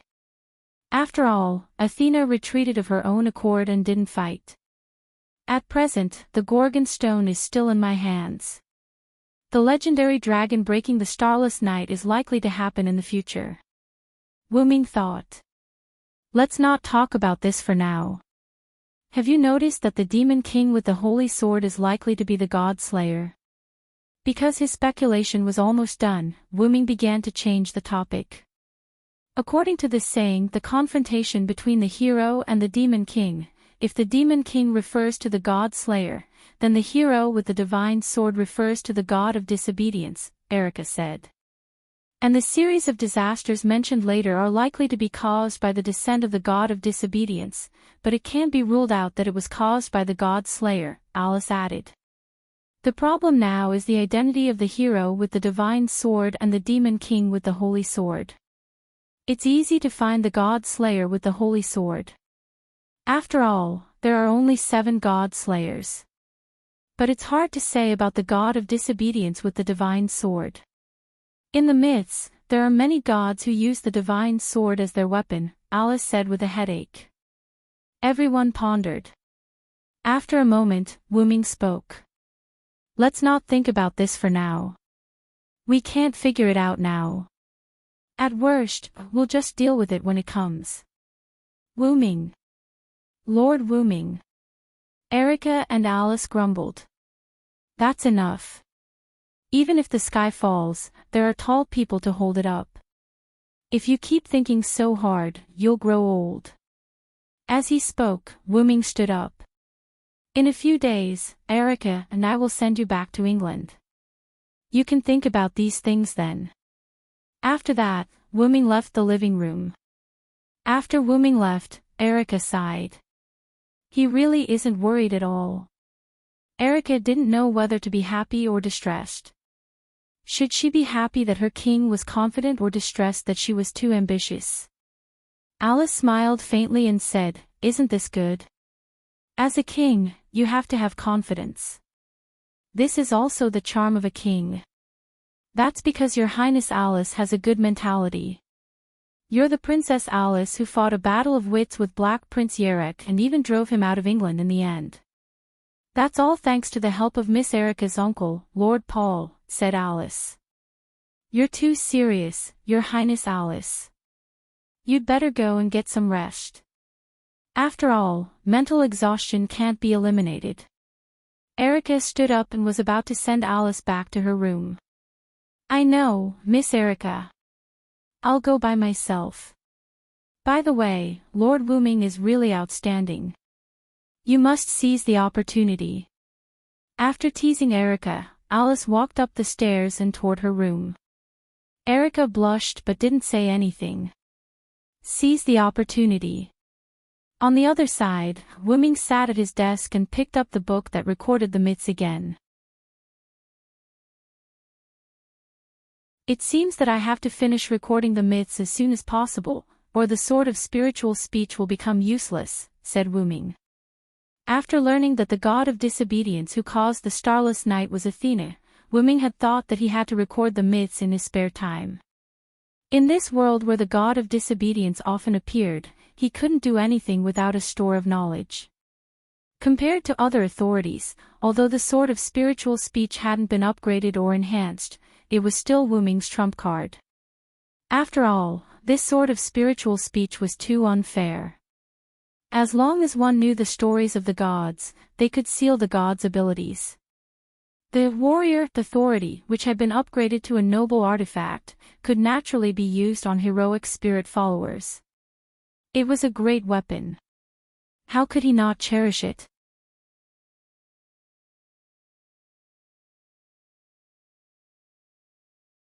Chapter 171.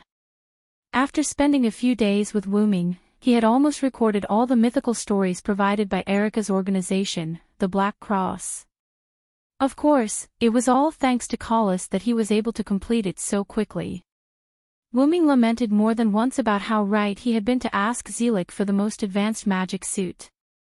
This morning, Wuming, Erica, and Alice arrived at the Italian airport. Due to the fact that something so important had happened, Alice had to return to England. Wuming, on the other hand, had nothing else to do now. He was preparing to go to England with Alice and give her real body protection. Erica, on the other hand, was going to follow Wuming to England. What a joke. Even though Wuming was indeed much more harmless than the other god slayers, Erica was still worried about leaving Wuming alone somewhere else, so she naturally had to follow him. In fact, the reason why the Black Cross and Copper allowed Erica to become Wuming's follower and Wuming's knight was to monitor Wuming for fear that he would do something big. Even so, Wuming could still sense that Erica wasn't just monitoring him, but really wanted to become his knight. That was why Wuming kept her. As for why he didn't directly use teleportation magic, Wuming expressed his helplessness. The constitution of the god slayers was to repel all magic spells below the divine level, be it beneficial or harmful. Although teleportation magic spells that entered the body could work, it was obvious that teleportation magic couldn't be carried out in the body. This also meant that teleportation magic couldn't work on Wuming. Wuming had used a portal before, but that was because the portal was a channel established in two places and didn't have any effect on Wuming's body, so it could be used. It could be considered a trick. However, Wuming hadn't been to England in this world, so he couldn't use the portal. As a last resort, the three of them could only take a plane to England at the airport. On the plane, in the first-class cabin, Wuming complained, "I have to say, the Godslayer's physique is really troublesome sometimes." Don't say that, Lord Wuming. Let's not talk about having a problematic physique. Even if it's something even worse, many people would still want to become Godslayers, Alice said with a smile. Seriously, Wuming, you should be content. You're now one of the only 7 kings in the world, Erica complained. That's true. Lord Wuming, you should be content. Alice and Erica both laughed. However, Wuming stared at Alice. What? What's wrong, Lord Wuming? Why are you looking at me like that? Alice blushed a little, her hands clasped together awkwardly. It's nothing. I just feel that Alice is really beautiful now. Wuming smiled. Huh? Why? Why do you say that, Lord Wuming? Alice blushed slightly as she spoke with some shyness. Because you're very similar to a friend of mine, Wuming said. Rather than a friend, she's more like a confidant. Her smile is very beautiful. Every time I see her smiling face, my heart feels as if it's being cleansed, Wuming said with a nostalgic expression. Wuming thought of Jeanne d'Arc. Alice was just like Jeanne d'Arc. She was calm, peaceful, and beautiful. Is that so? Then I'm honored, Alice said with a smile. As for why Wuming did not feel this way when he faced Erica, it was because he was reminded of Erica Ainsworth. Moreover, Erica gave Wuming the impression that she was a strategic type knight. That's right, she was like a cunning vixen. Erica suddenly looked at Wu Ming. She narrowed her eyes and said, I have a feeling that you're thinking of something rude, Wu Ming. How is that possible? It's just an illusion. Wu Ming smiled awkwardly. Then, Lord Wu Ming, do you mind telling us the name of your friend? Alice also wanted to know more about someone who could be called a friend by Wu Ming, who was both the god of disobedience and the god slayer.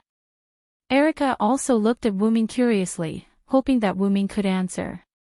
Wu Ming naturally would not dampen their spirits. Therefore, Wu Ming said, her name is Jean. Jean. The two girls were somewhat confused. After all, this name sounded like the name of an ordinary girl. However, with Wu Ming's identity, could the girl he befriended, and even the girl who was his confidant, be an ordinary girl? Obviously, it was impossible. While the two girls were puzzled, Wu Ming added, also known as Jean d'Arc, Jean d'Arc. The two girls exclaimed in surprise. When Wu Ming said this, the two girls understood. Although the name Jean d'Arc sounded like an ordinary girl's name, if there was a famous Jean d'Arc, it would be her. Could it be the Saintess of France, Jean d'Arc? Erica asked. Alice also looked at Wu Ming with concern in her eyes. Wu Ming nodded with a smile and said, although she is France's Jean d'Arc, she has always denied that she is the Saintess. Ever since I led the people to war, from the moment I raised the flag, my hands have been stained with blood. This is what she once said to me. Because Jean d'Arc was canonized hundreds of years after she was executed, logically speaking, she should not have said such a thing. But after all, Wu Ming's origin was mysterious, so the two girls did not ask how Jean d'Arc knew that they were the Saintess. Then, with the feeling of the plane sinking, the three knew that they were about to arrive in England, so they did not discuss anything else. After getting off the plane, a tomboy walked towards the three of them. "Oh, looks like someone is here to pick me up." Alice smiled. The tomboy in front of Alice walked over and said to Wu Ming, "You must be the king of disobedience, Lord Wu Ming. I'm sorry for the trouble my young lady has caused you." Erickson bowed to Wu Ming apologetically. "That's not the case. I actually quite like Alice," Wu Ming said politely. Erickson seemed to have understood something, and his pupils shrank. Then he said, "Although I am very happy that Lord Wu Ming and Miss Alice got married, now is not the time to celebrate. Marquis Warban is here." Marquis Warban. Alice and Erickson were shocked. Wu Ming frowned and thought for a moment before saying to Erickson, "He's here to see me, right?" "See you, Lord Wu Ming." Erickson and Alice were both confused. After all, Wu Ming and Warban did not have any direct contact, so logically speaking, the two of them should not be related. Alice thought of something and quickly said, "Could it be the Gorgon stone?"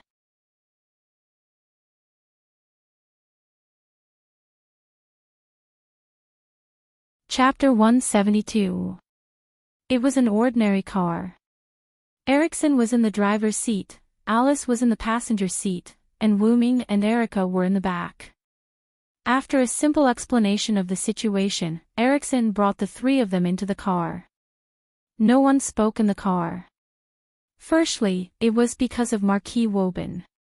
Secondly, it was because of the oppressive atmosphere.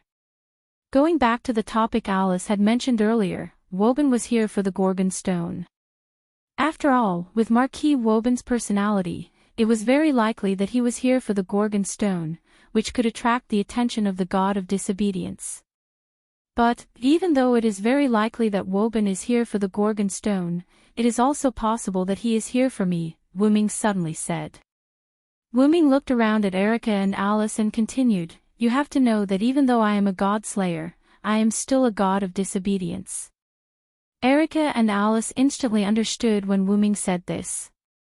With Marquis Woban's personality, he would definitely find a god of disobedience to hunt, but he wouldn't reject a god slayer of his own kind. If there was an existence that was both a god-slayer and a god of disobedience, then it is very likely that Marquis Woburn will come looking for trouble with you, Erica said. Alice said with some concern, not to mention, the Gorgon stone is still in your hands, Lord Wooming. Marquis Woburn will definitely not mind taking it for himself. He wants to fight me and deal with Athena at the same time.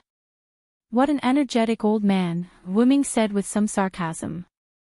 Eriksson still maintained his duties as the driver and didn't say a word. It seemed that Eriksson was still a little afraid of Wooming. However, there was nothing that could be done about it.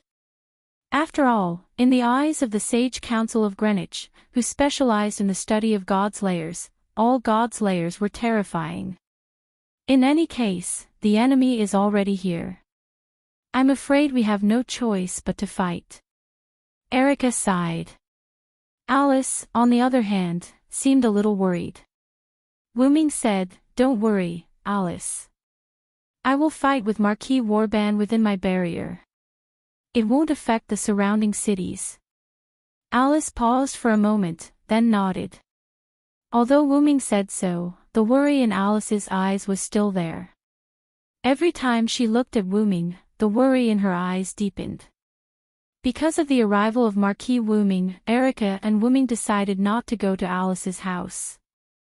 At the request of Wooming, Eriksson stopped the car by the roadside. Wooming and Erica got out of the car. Alice still looked worriedly at Wooming and Erica. "Please be extremely careful. If possible, please do not cross swords with Marquis Woburn. Please use words to resolve the issue." Although Wooming didn't want to complain, Wooming still had to say it in his heart. Is it possible for the God-Slayer to resolve the issue with words? Don't worry. With me, Erica Blantley, who has inherited the Diable Dragon, my master will have nothing to worry about, Erica said as she patted her chest. Of course, this was only if she could guarantee that she wouldn't be at a disadvantage when talking with Marquis Woburn. Alice nodded and said, "If it's Miss Erica, I can be a little more assured. Again, please be extremely careful." After that, Eriksson sped away from the place even faster than before. "Am I that scary?" Wooming pointed at himself and said. "You're the Demon King.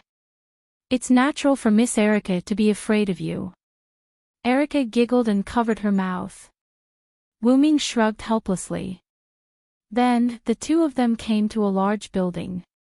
This was the exclusive residence that the Sage Parliament of Greenwich had built for Marquis Woburn after learning that he was coming.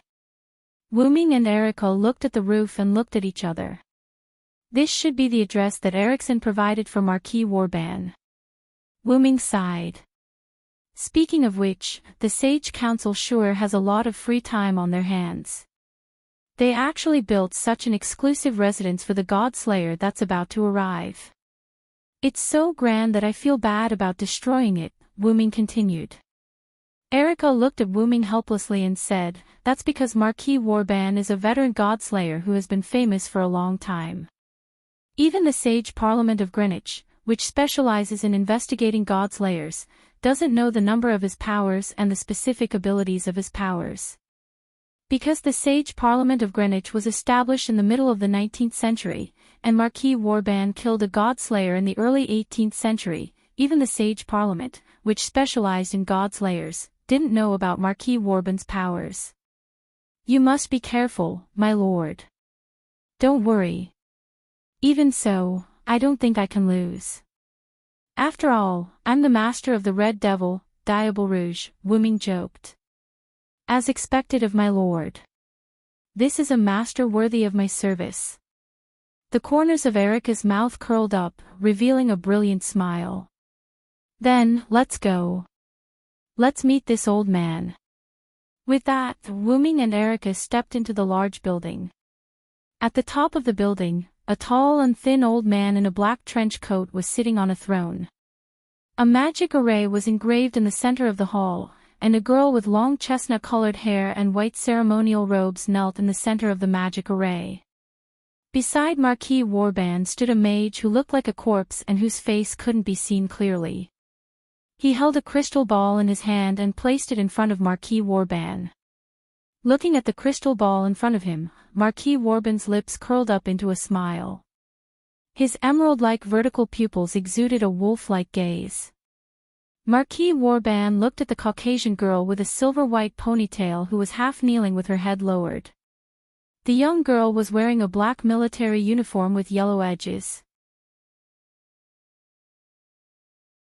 She had a blue-gray striped shawl draped over her shoulders, a matching short skirt, white knee-high socks, and brown high boots. Her silver-white hair was tied into a high ponytail with a thin blue thread. The young girl seemed to be full of exotic charm. Now is the time to show your strength. Don't disappoint me, Liliana Kranikar. Liliana lowered her head even more and said, "Yes, master. I won't disappoint my lord." With that, the girl called Liliana left. It seemed like she was going to stop Wuming and Erica. Marquis Warban looked at the crystal ball with joy and said, "Let me see how you, the god of disobedience and the god slayer, can break through my servant. Let's use your strength to prove whether or not I need this witch." With that, Marquis Warban's wolf-like green eyes looked at the girl in ceremonial robes kneeling in the center of the magic array. "God," the girl prayed.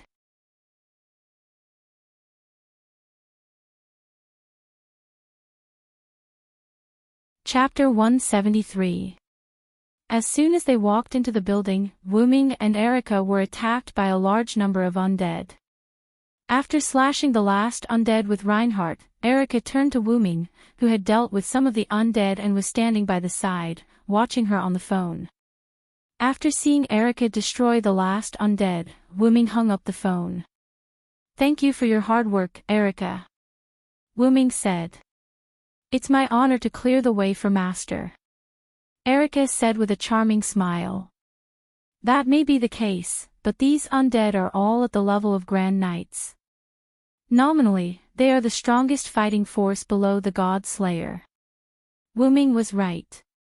Each of these materialized undead had the power of a Great Knight, which was the highest level below the God Slayer. Erica, who was only 16 years old, had reached the Great Knight level at this moment. Because of her loyalty to Wuming, she received the title of Red Devil. The reason why she was said to be the strongest combat power below the God Slayer was that there was now an additional level, Paladin. The former Red Demon, Diable Rouge, Erica's uncle, Paul Brantley, who fought against the Black Prince Yurek with Alice, was promoted to a Paladin because of his deeds of fighting against the God Slayer. Because Paul's level had reached the highest Great Knight level, and above that was the God Slayer. Therefore, Greenwich's Sage Council updated a new level, Paladin. It could be said that the level of Paladin was specially set up for Paul. As for who else would resist the God Slayer in the future, maybe they would also be promoted to Paladin. Because the theorem that humans could not defeat the God Slayer had been deeply rooted in people's hearts, the level of Paladin was set up for those who were above Great Knight, but not the God Slayer. Erica, who was only 16 years old, was able to reach the level of Great Knight. Coupled with her excellent character, it could be seen how good Erica was as a knight. "Of course, but it would be better if you leave these people to me, Wuming. I, Erica Brantley, will clear everything for my master." At this moment, Erica was like a proud lioness, full of pride. Yes, next time. I'm in a hurry now. I can't wait to see this old man." Afterward, Wuming and Erica walked up the stairs leading to a higher floor. "Was that a call from Salvatore just now?" Erica asked Wuming as they hurried along. "Well, he's the only one who can know my phone number and call me." Wuming looked a little tired at the moment and sighed. After being knocked unconscious by Wuming, Salvatore took almost 3 days to wake up. The first thing Salvatore did after waking up was to call Wuming. At this time, Wuming came to Marquis Wuming's building, so the scene of Erica cleaning up the undead appeared. That guy said something like, "You must be looking for trouble with old Master Warban now, so don't die. That old man is quite difficult to deal with, my good friend Wuming." Speaking of which, when did I become his best friend? Wu Ming smiled calmly. It was obvious that he felt helpless towards this fellow. Erica smiled slightly, showing a charming smile at the corner of her mouth. Salvatore must have regarded you as a strong opponent. You should know that Salvatore is an idiot in all aspects except swordsmanship. Since he can remember your name, Wu Ming, it means that he has regarded you as a strong opponent. In fact, Erica was right. Salvatore was knocked unconscious in a few moves. Although there was a certain degree of luck and the other party was not familiar with Wu Ming's ability, Salvatore thought that a loss was a loss. As a result, Salvatore remembered Wu Ming. I wanted to ask him if he knew about Marquis Warbin's authority. As a result, this guy said, how can I remember this kind of thing? Just hit him. I don't know what to say. Wu Ming sighed again. I'm also a fool for counting on that idiot, Erica smiled. Wu Ming is more like a human than the god of disobedience and the god slayer. Wu Ming could not help but think of his previous life. If Wu Ming was not picked up by the old dean, who knows what he would have become now? He might become even weirder because no one took care of him, and he would look down on humans completely. Because of this, Wu Ming respected the old man who had passed away the most. Wu Ming was indeed a problematic child. Wu Ming could not despise humans now, thanks to the people Wu Ming met. Wu Ming's second most respected person and his skills mentor, Wu Ming was naturally very important to Wu Ming.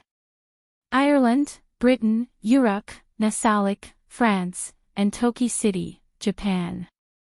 Wu Ming recalled the lands he had experienced and the various people he had met. Thinking of this, Wu Ming was in a much better mood. Even the desire to fight with Marquis Warbin had lessened a lot. That's because I have a bond. Looking at Wu Ming, who was smiling particularly brightly, Erica was also stunned for a moment. Then, she smiled as well. Then, can I also be a part of it? Wu Ming smiled and did not answer. Erica, on the other hand, saw the answer in Wu Ming's eyes. For some reason, the other party did not stop them at all. Wu Ming and Erica did not encounter any enemies along the way. In the end, when Wu Ming and Erica were about to reach the top, a young girl walked out of the darkness. So it's you, Lily. It seemed to be someone Erica knew. Seeing that she had taken out a silver military knife, Wu Ming did not say anything and continued to walk to the top. I'll leave it to you, Erica. Yes, my lord. Erica watched Wu Ming leave before looking at Liliana. It's really fate to meet you here. I thought the rumors that you went to Marquis Warbin's place were false. Liliana looked at Erica with a serious expression. Holding the silver military knife in her hand, she said, there's no need to catch up. I've received Marquis Warbin's order to stop you. Although I can't stop the advance of the King of Disobedience, I can stop your advance. As she spoke, Liliana's military knife began to glow. Is that so? Then let's try it. Erica held the thin sword and placed it in front of her. Then, she continued. It's time for a duel, Lionheart, Coeur de Lion. My wings, become the steel of the phantom blade, Silver Master Craftsman, Il Maestro, grant me strength. As two prodigies of two Italian magic societies and the attendants of two kings, Erica and Liliana began to fight for their respective masters. At the top was an empty hall. In the center of the hall was a complicated and precise magic array. In the center sat a young girl with long chestnut-colored hair and ceremonial robes. In the center of the hall, a thin but shrewd old man sat there. Wu Ming slowly walked to this floor as if he was taking a leisurely stroll. In the darkness, Marquis Warbin's green vertical pupils exuded a cunning gaze. His gaze was fixed on Wu Ming. Wu Ming looked at Warbin. Neither of them spoke. The atmosphere began to become tense. Only the chestnut-haired girl trembled under the pressure of the two kings.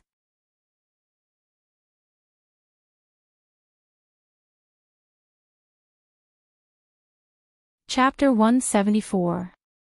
After about 10 minutes of stalemate, Marquis Warband spoke first. I didn't expect the god of disobedience to become a god slayer.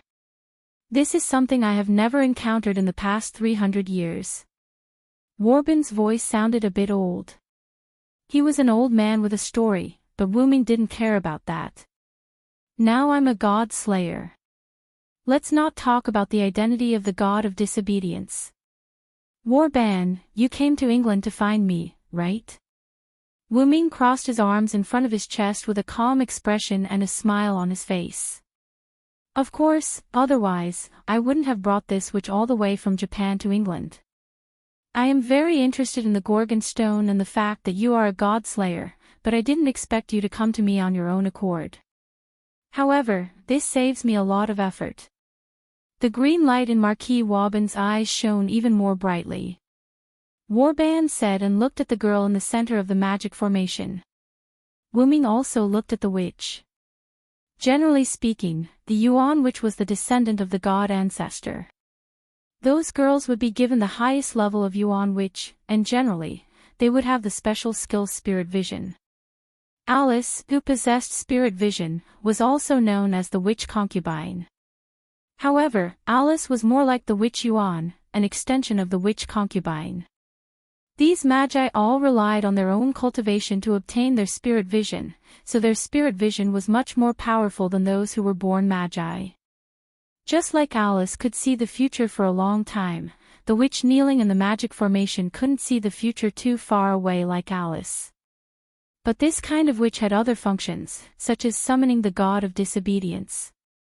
Do you want this witch to use Gorgon Stone to summon the god of disobedience? Wuming continued, judging from the level of this magic formation and the number of people who can summon the god of disobedience, once the summoning ritual is successful, this witch's life will be gone. Wuming's words caused Miss Witch, who was inside the magic array, to shudder. However, Wuming noticed her shudder. It seems that our Marquis Warband did not inform this young lady of the consequences. Of course. Marquis Warband stood up and continued, it's just a human. If it's broken, we can just replace it. The words of the Marquis caused Witch Yuan's heart to sink. She no longer had any hope of being rescued. After all, there were 2 demon kings here. Humph. Is that so, Wuming? Looks like you can't understand the meaning of human existence after becoming a god slayer, Wuming said sarcastically. Then, I'll take back my words. Wuming walked towards Miss Witch. Today, I'll fight you as the god of disobedience, Warband. Wuming stood in front of Miss Witch, protecting her. Then, Wuming looked at Wuming. Let me once again carry out my identity as the god of disobedience and protect the humans. Then, as the god slayer, I'll kill you who protects the humans. At this moment, both the god of disobedience and the god slayer burst forth with their magic power. A massive pillar of magic power materialized above Wuming and Warband, breaking through the ceiling. Miss Witch recovered from her despair and looked at the god of disobedience and the god slayer standing in front of her with a trace of doubt in her eyes. The undead king's nest of darkness, the land of the opposite sex, the home of absolute evil. Wuming took out the staff of Anziergen from the golden ripples and began to chant an incantation. Marquis Warband looked at Wuming with interest and did not choose to stop him. Show the 10-layered barrier, and seize the enemy who dares to provoke me. Anziergen slammed the staff of Anziergen on the ground. In an instant, Wuming and Warband's vision turned white. When his eyes took in the scenery once more, Marquis Warband found himself on a sparkling, boundless ice plain. Oh, this is interesting, really interesting. The god of disobedience. Marquis Warband became excited and began to laugh loudly. Suddenly, a piercing cold wind began to blow. This feeling. I haven't felt this feeling of death for a long time. Ha ha ha ha. Feeling the cold wind gradually blowing around him, Marquis Warband laughed happily. It was obvious that the cold wind could cause harm to him. For the bored Marquis Warban, that was exactly what he was looking for. Wuming looked at Warban, who was covered in a layer of frost, but he did not show any complacency. As the one who controlled the inherent barrier, Nasarik's fifth ice layer appeared in front of Nasarik. Although the god's layers had extremely terrifying magic resistance, the essence of the inherent enchantment was a secret technique that allowed the spiritual world to invade the real world and drag the people around it into the spiritual world. Therefore, the inherent enchantment was effective even against the god's layers. Of course, in the eyes of Miko, Wuming and Warban disappeared in an instant. The fifth layer of Nazalic had a passive effect that continuously froze the intruder, and that effect ignored the enemy's defense. When the Crusade team invaded Nazalic, because they had items that could resist this effect, or they relied on their level to directly pass the fifth layer did not stop many enemies. However, this didn't mean that the fifth level of Nazalic and the other areas of Nazalic were weak. The reason why a game was because it was challenging. As a hidden dungeon, it was extremely difficult to clear Nazalic. In addition, Nazalic was transformed into a guild encampment by the current members of Anziwergong, and its performance was enhanced a lot. The reason why the players were able to break through Nazalic was that the enemy had a large number of people, and the second reason was that the enemy had items that could resist the field effect. One must know that the game Yggdrasil was famous for its high degree of freedom, which led to many bug-level items and skills being countered by even more bug-like items and skills. That was why the game Yggdrasil attracted the players with such a high degree of freedom. However, many of the bug-level effects in Nazalic had become great weapons in other worlds without game items. The eternal frozen wind that blew on the ice field was such a negative bug. In short, Marquis Warban couldn't stand the damage. However, for the God Slayer's physique, that alone could not kill him. Come on. The unknown god of disobedience. Let me see your power. Marquis Warban roared and turned into a giant werewolf. Some of his hair fell from his body, and he turned into a 2-meter-tall grey wolf with rat fur. Awoo! The giant wolves rushed toward Wuming, and their greedy mouths exuded a foul stench. Wuming did not even look at them. He gently raised the staff of Anziwergong, and countless white flames instantly erupted on the giant wolves. In just a flash, Wuming's wolves were all burned to death by Wuming's flames.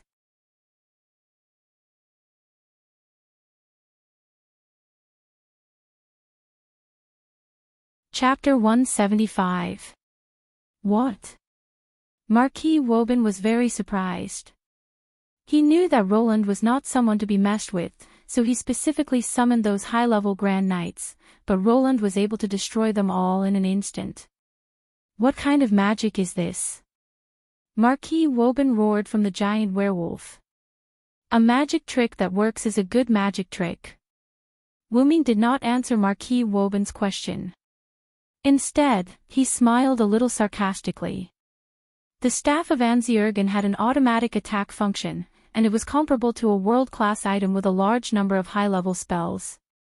If the Staff of Anziurgan didn't have a passive skill like the World's Blessing, it could be said to be a world-class item. Furthermore, the magic within the Staff of Anziurgong that had been upgraded to a relic had also been upgraded, becoming an existence that could harm the gods.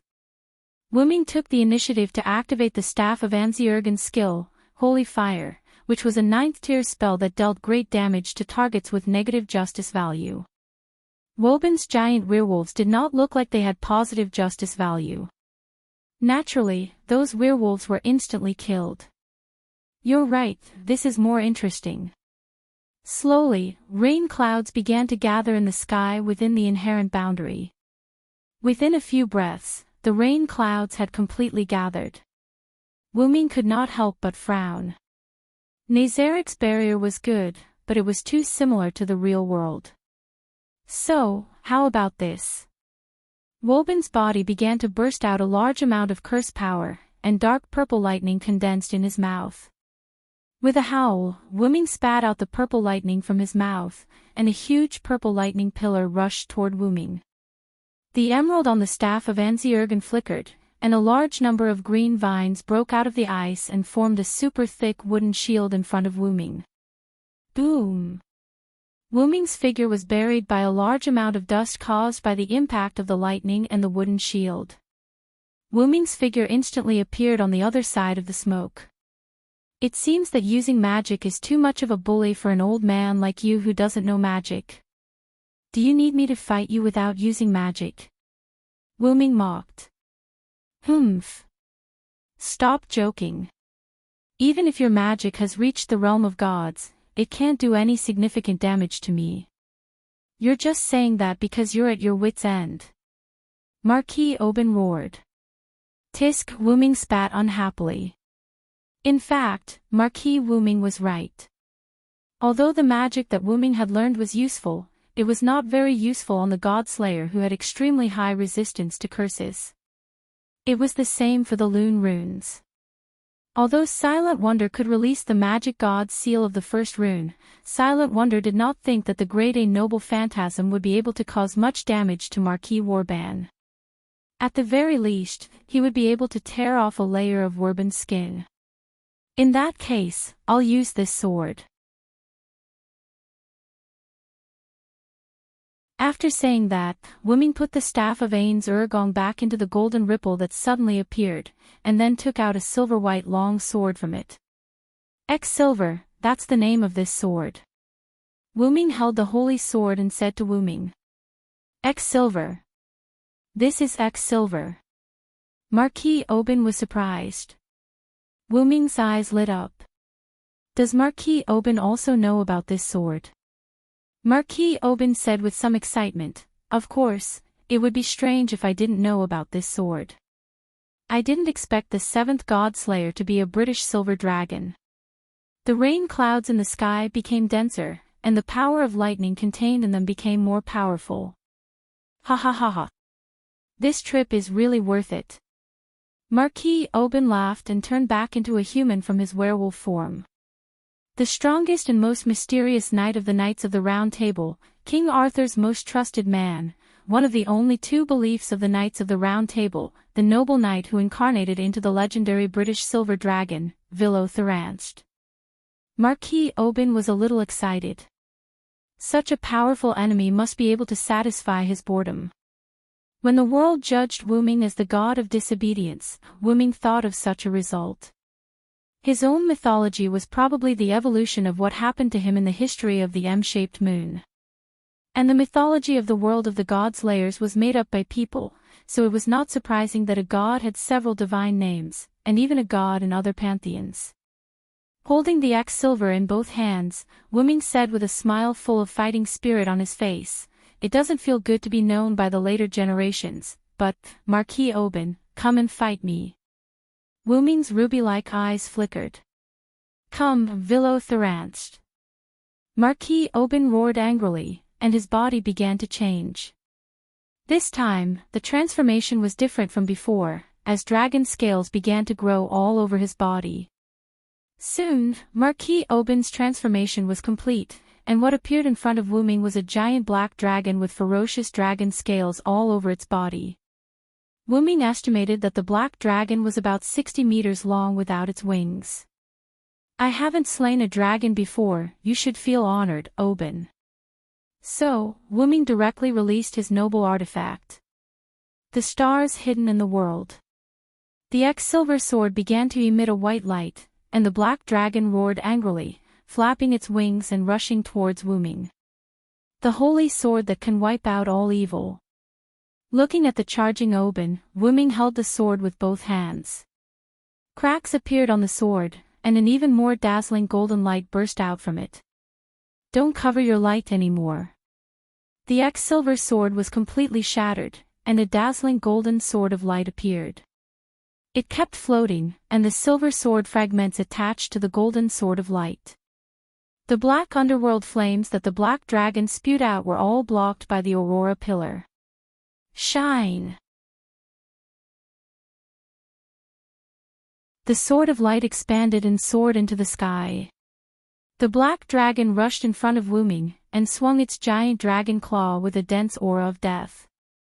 Silver meteor. Roar, roar, roar. The black dragon let out a miserable roar. Instantly, dazzling white starlight filled the 5th level, and it did not stop for a long time. In the outside world, Erica and Liliana were constantly fighting, and their swords were flying everywhere. However, one was flying in the sky, while the other was running on the ground. But anyone with a discerning eye could see that Erica was slightly at a disadvantage. Erica suddenly jumped back, and after a short pause, she said, "As expected of you, Lily." Liliana had the bloodline of the witch, and she had learned the long-lost, difficult flying magic, which was why she could fly in the sky. "Don't talk nonsense. This is a battlefield." Liliana was a bit irritable. Erica continued, "Logically speaking, you shouldn't be the kind of person who would accept a brutal demon king like Marquis Oban." Liliana did not say anything. Instead, she looked at Erica with an irritated gaze. Could it be? Erica seemed to have thought of something, and she continued, "Because I'm loyal to Wuming, your grandfather offered you to Marquis Oban out of jealousy." "Tsk," Liliana said unhappily, looking at Erica with an ugly expression. "Talk is useless. Erica Browntree, keep fighting." Having said that, Liliana dashed toward Erica in a flash. "Please wait a moment." Suddenly, an old but rather robust voice sounded.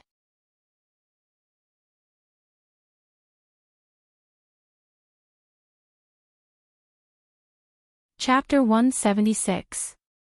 Please wait a moment. An old and rather robust voice sounded. A white-haired old man in a butler's uniform appeared between Erica and Liliana. "Mr. Sebastian. Why are you here?" Erica asked in surprise. Erica, who had been with Wuming, naturally knew that her master didn't contact Sebastian, so she was surprised by his sudden appearance. "Who are you?" Liliana flew back to the ceiling and looked at the old man who appeared silently between her and Erica. "I'm Sebastian Dean, the butler of Lord Wuming." "Nice to meet you." Sebastian bowed to Liliana and then looked at Erica. "Miss Erica, I'm here to support you on the orders of Lord Wuming. Of course, this doesn't mean that Lord Wuming doesn't believe in your abilities. It's just that Lord Wuming chose to send me out as a precaution. After all, this was the temporary lair of the enemy's godslayers, so it was inevitable that accidents would happen. That was why Wuming had Sebastian come to England from Italy. As for why Erica didn't see Wuming contacting Sebastian, it was because everyone in Nazalek had the inherent ability to communicate mentally. Wuming naturally contacted Sebastian without Erica knowing. Then, Sebastian said to the two of them, "How about the two of you stop fighting for the time being? With your strength, both of you will only suffer in the end. Even if you say so, Liliana Kranikar, won't back down so easily." As a noble knight, Liliana wouldn't back down even if she knew the outcome of the battle. "I can't pretend that I didn't hear that, Mr. Sebastian. I have a secret technique to deal with Lily." Erica was dissatisfied with Sebastian's words, but after all, Sebastian didn't know Erica well. Erica could win on her own.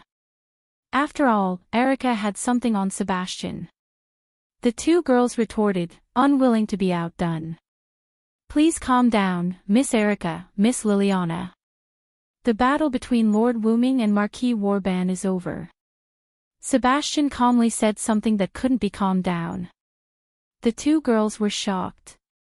Then, they hurriedly rushed to the top floor.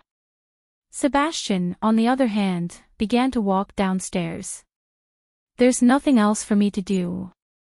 Should I go back to Italy first or stay in England for a while?" Sebastian rubbed his chin. "I remember there was a shop selling biscuits that were very popular on the way here. Should I go and try it?" Sebastian's figure gradually disappeared into the corridor as he spoke. At the top floor of the building, Wanli Furo was sitting in the center of the magic circle in fear. "God, please protect me." Wanli Gu Yoli closed his eyes and clenched his fists, praying non-stop. Guyoli did not look at Marquis Warban, who was sitting on the throne and looking at the crystal ball beside him. She knew how terrifying the gods' layers were, not to mention that the one on the throne was the most senior and most brutal of the 7 gods' layers she had met 4 years ago. Originally, Guyoli had been prepared to sacrifice himself before the ceremony, but Marquis Oban, servant of Death's cage, shattered his resolve. That was the ability to turn the humans, divine beasts, demons, and artificial creatures with souls they had killed into living corpses. In other words, the living dead would be preserved in the world and become absolutely loyal servants. In this way, even if Wanligi Guyushar were to sacrifice himself, he wouldn't be able to avoid being stabbed by Marquis Oban before committing suicide. In the end, he would still become Marquis Oban's servant. Thus, as if he had accepted his fate, Yoritani accepted Marquis Warban's request and accepted the fate of being the only supporter of the ritual to summon the god of disobedience.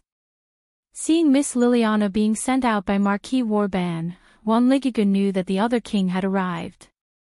It seems like the summoning god relic is in the king's hands. Wanligiga Yoli thought to herself. She then shook her head. This had nothing to do with a witch like her who had no right to speak. At most, she would interact with the king later. Soon, the other king arrived before Marquis Warban. Looks like a young king. Wanligiga Yoli stopped looking after glancing at the king. One had to know that kings were brutal. Perhaps the king would punish him for looking at the king a few more times. While the 2 kings were talking, Wanligiga Yoli heard that Liliana had been killed by the invading king. Miss Liliana, the kind-hearted Wanligiga Yoli, was a little sad. After all, the king had helped him 4 years ago. Do I look like a brutal person to you, Marquis Warban? However, the new king said. Is Miss Liliana all right? Wanligiga Yoli was secretly relieved when he thought about this. Subsequently, the intense battle that Wanligiga Yoli expected did not happen. Subsequently, the new king told Wanligiga Yoli the truth that he would die after summoning the god of disobedience alone. Wanligiga Yoli was shocked. After all, Marquis Warban did not tell him about this. Wanligiga Yoli had lost all hope. He would die no matter what in front of the 2 kings. And yet, the new king was standing in front of him. Then, I take back what I said earlier. Today, I'll fight you as the god of disobedience, Warban. The god of disobedience. Wanligiga Yoli seemed to have heard something incredible. Let me carry out my identity as the god of disobedience again. I'll protect the humans and this witch. Protect me. Wanligiga Yoli was doubtful. She could not believe that the Devil King, the God Slayer, would protect a witch like her. After the 2 kings unleashed their powerful devil powers, the new king took out a strange dark scepter. The moment he chanted an incantation, the 2 kings seemed to have been sucked into something and disappeared into thin air. Wanligiga Yoli did not think of running away. Even if she did not know where she would go. Moreover, the Devil King would definitely catch her again. The 2 kings must be fighting in some unknown place. For some reason, Wanligiga Yoli hoped that the new king would win more than Marquis Warban. Perhaps it was because of the words, "Protect this witch," Wanligiga Yoli thought. God, please protect me, protect me. Then, Wanligiga Yoli returned to the state where she clasped her hands and closed her eyes in prayer. However, compared to the previous prayers to the gods, this prayer was more specific. Darkness shrouded the whole. Only the ritual fire was left, shining in the darkness, protecting the witch who was praying to the gods.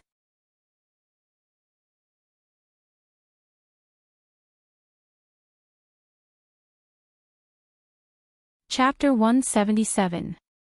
Erica and Liliana ran to the top floor and saw that the hall was not damaged at all, if the ceiling was missing. Wuming was currently carrying 1,000-mile Furo in a princess carry. Erica and Liliana were shocked by the fact that the hall wasn't damaged much. Seeing Erica and Liliana's arrival, Wuming quickly smiled and greeted them. "Oh, I won." Erica breathed a sigh of relief, while Liliana had an ugly expression on her face. Where did Marquis Woban go, and why did Wanli Furu faint? It all started a few minutes ago. Wuming injured Marquis Woban, who turned into a black dragon, with his noble phantasm, X-Silver Meteor. No, it should be said that he killed him once. Meteor Silver Radiance, X-Silver Meteor, Level, EX Type, Evil Noble Phantasm Distance. Maximum Catch. This was a treasure created by the planet Suppression. X-Silver Meteor, which was truly freed from the restriction, had the effect of judging the enemy as evil. As long as the enemy was the master's enemy, the person who must be defeated, and so on, the Holy Sword would mark it with the evil attribute. The target of the judgment was both a person and an object, and even concepts such as space and time could be included in the judgment. Wuming didn't even need to mark Marquis Woban with the evil attribute. Marquis Woban, who didn't take human life seriously, had already been judged as evil by X-Silver Meteor. Wuming himself didn't slay a dragon, and X-Silver didn't have a similar legend, so it couldn't cause additional damage to the dragon. However, Wuming had X-Silver Meteor's judgment, coupled with Wuming's large-scale magic supply, he was able to kill Woban. One should know that the relic X-Silver Meteor was one of Wuming's trump cards. If it could not defeat the God Slayer, it would be a disgrace to the sacred sword X-Silver. However, Wuming's barrier, Nizalek's fifth layer, was completely destroyed by Wuming's noble phantasm. Marquis Wuming seemed to have the power of resurrection. The moment the fixed boundary was broken, Marquis Wuming released a powerful burst of mana. Then, Marquis Wuming and Marquis Wuming returned to the hole. As soon as they met, Marquis Warban clutched his heart weakly. Damn it! You win this time, remember this. Villo there answered. With that, Marquis Warban turned into a strong gust of wind and left the hall without a ceiling. Phew! Wuming let out a long sigh and returned the X-Silver to the golden ripple. In fact, as the most senior Godslayer, if Marquis Woban had not gotten addicted to the fight, he would have been able to fight Wuming dozens of times, regardless of the final outcome. After Marquis Wuming was infected by the God Slayer's fighting frenzy, he directly used his body to resist Wuming's noble phantasm. The result was failure and even death. That also proved that the God Slayers were a group of problematic children. That was why humans could not ignore the God Slayers and serve them as kings.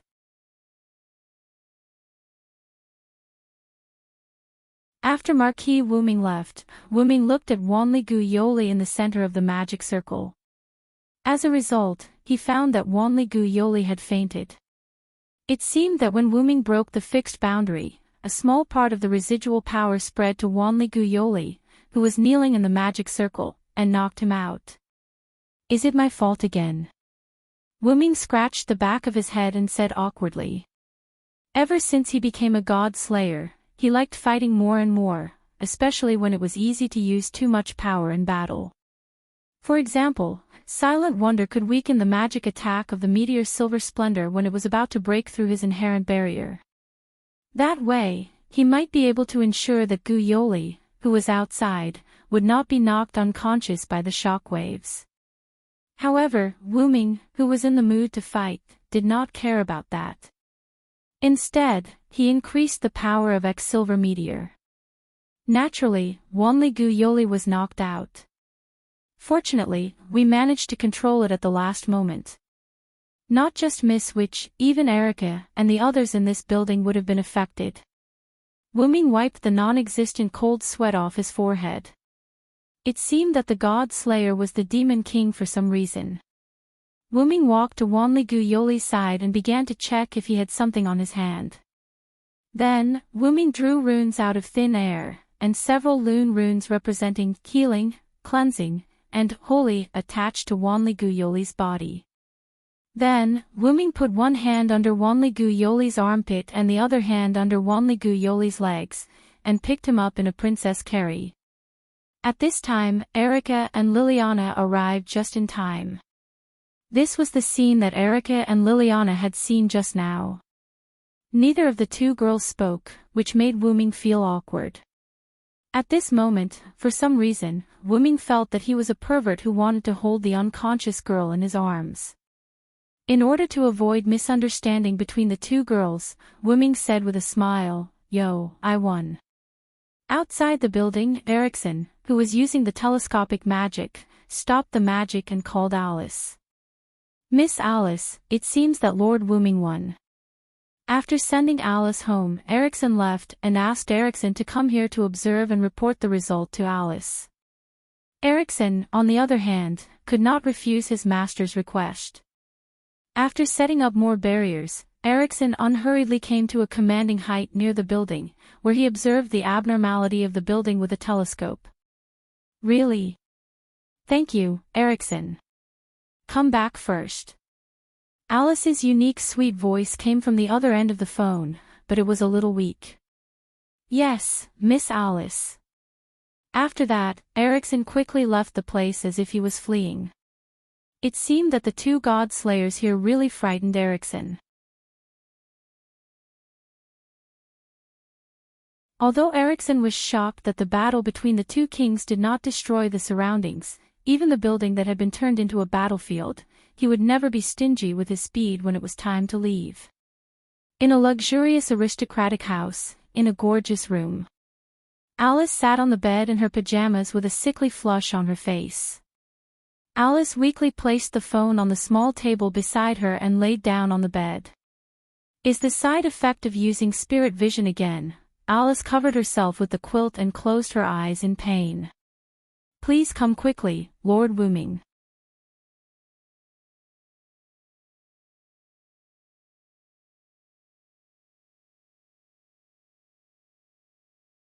Chapter 178. The next day, the staff of the Greenwich Sage Parliament started to get busy again. Wuming's arrival drove Marquis Oban away. Although there was no large-scale damage, the building built for Marquis Oban could no longer be used. Putting aside the fierce fight between Erica and Liliana in the building, the aftermath of Silent Wonder's noble phantasm had destroyed the supporting beams of the building. Fortunately, Silent Wonder had used the rune that she used to stabilize the building in time when she fought Berserker, the heroic spirit materialized by the rank card. Otherwise, the building would have disappeared on the same day. By the way, because Wuming and Marquis Oban did not cause much damage, and Marquis Oban's building was not in a bustling area, the Greenwich Sage Parliament simply used the building's shoddy construction as a cover and successfully covered it up without causing a commotion. In addition to covering up the truth, the Greenwich Sage Parliament also had to prepare a residence for the remaining Godslayer, namely Wuming. If the king were to casually stay in a hotel, not to mention whether Wuming would mind, if the other Godslayers found out, the Greenwich Sage Parliament would probably cease to exist. Marquis Oban did not care. After all, he had just been injured after the fight with Wuming. However, Bishop Luo Hao from the east would definitely come knocking on his door. Among the Godslayers, the two most arrogant Godslayers were Marquis Oban and Bishop Luo Hao, who were the two most senior Godslayers. Therefore, the Greenwich Sage Parliament started to get busy again building a residence for Wuming. After that, Wuming said, "I'll just stay at Alice's place." Everyone was stunned. Under the strange gazes of almost all the magicians, Wuming and Erica moved to Alice's place with Guyoli. At a certain moment, Wuming sat peacefully on the sofa of a mansion, drinking a cup of tea. Erickson stood behind Wuming in a panic. After a moment, Wuming spoke. "Are you that worried about me, Miss Erickson?" Wuming turned his head and glanced at Erickson, who was in a suit. How could that be? Your Majesty, I have no intention of belittling you." Erickson hurriedly knelt down on one knee. Wuming sighed helplessly. "I won't do anything to Alice. Don't worry. Wuming said so because a few days ago, Wuming directly entered Alice's boudoir while Erickson was weeping in despair and fear. After that, Wuming directly entered Alice's boudoir, closed the door and stayed there for a few hours. When a man who could be said to be the most powerful man and a very beautiful woman stayed in the same room for a few hours, the result was naturally obvious. Somehow, the news leaked, and almost the entire magic world knew that Wuming, the seventh god slayer, the king of disobedience, and Princess Alice, the daughter of Duke Goding and the White Witch, were married. That lord is really swift and decisive.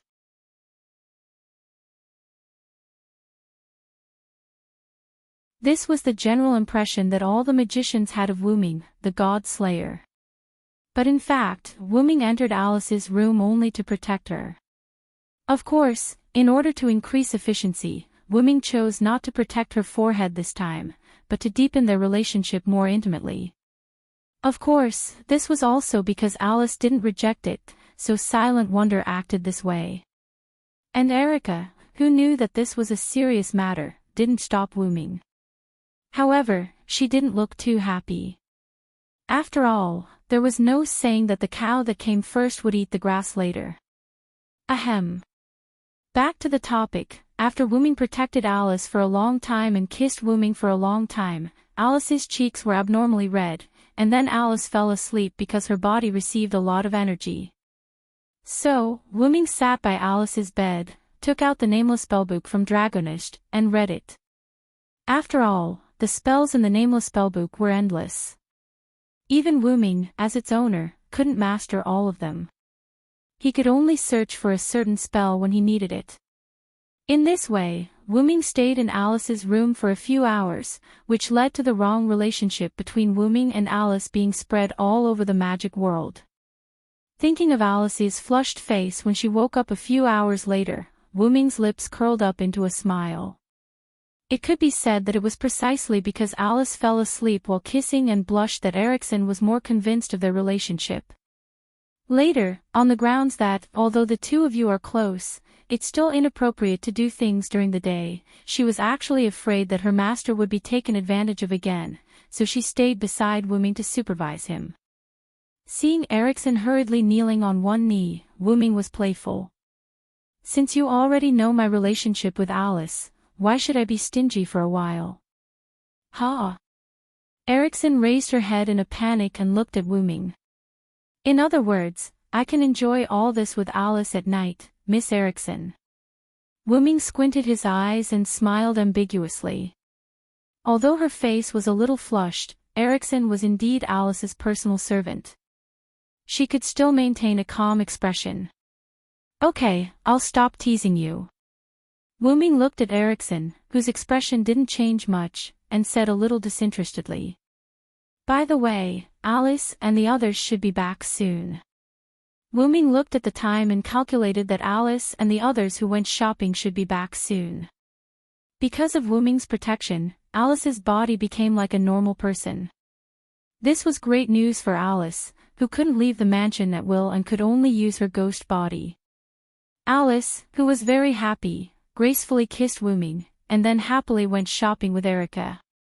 He could only say, "Speak of the devil." As soon as Wuming finished his words, the door of the house was opened. Alice and Erica came in, dressed with dignity and grace. How was it? Did you have fun shopping?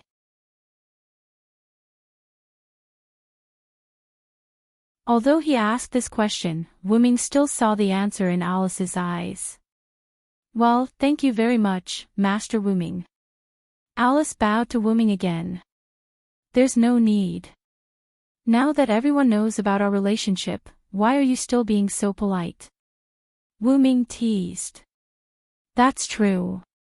Then, please take care of me in the future, Master Wuming. Alice smiled happily. Erickson's face became even more distressed. At this moment, she was sad for her master who was involved with the God Slayer. There would be a lot of dangerous things in the future. Ahem, my king, Mariguchi Yuri has been safely sent back to Japan. The History Editing Committee of the local Magic Association has successfully protected him. Erica interrupted the strange atmosphere between Alice and Wu Ming.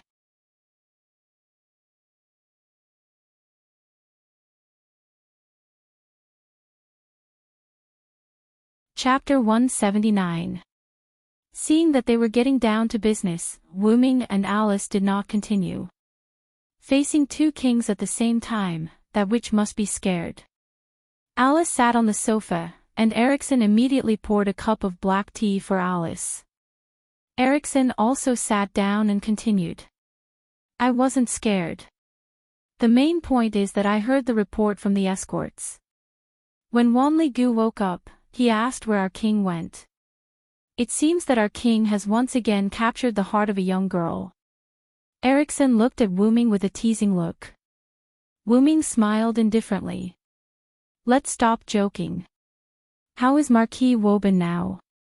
According to the intelligence of the Sage Parliament, the Marquis immediately returned to his base in the Balkans after the battle with you, and then there was no news of him. Alice put down the teacup, put her hands on her lower abdomen, and looked at Wu Ming elegantly. He used the resurrection authority, so he should not be able to move for a while. Let's not worry about him for now. Wu Ming crossed his arms and thought for a moment.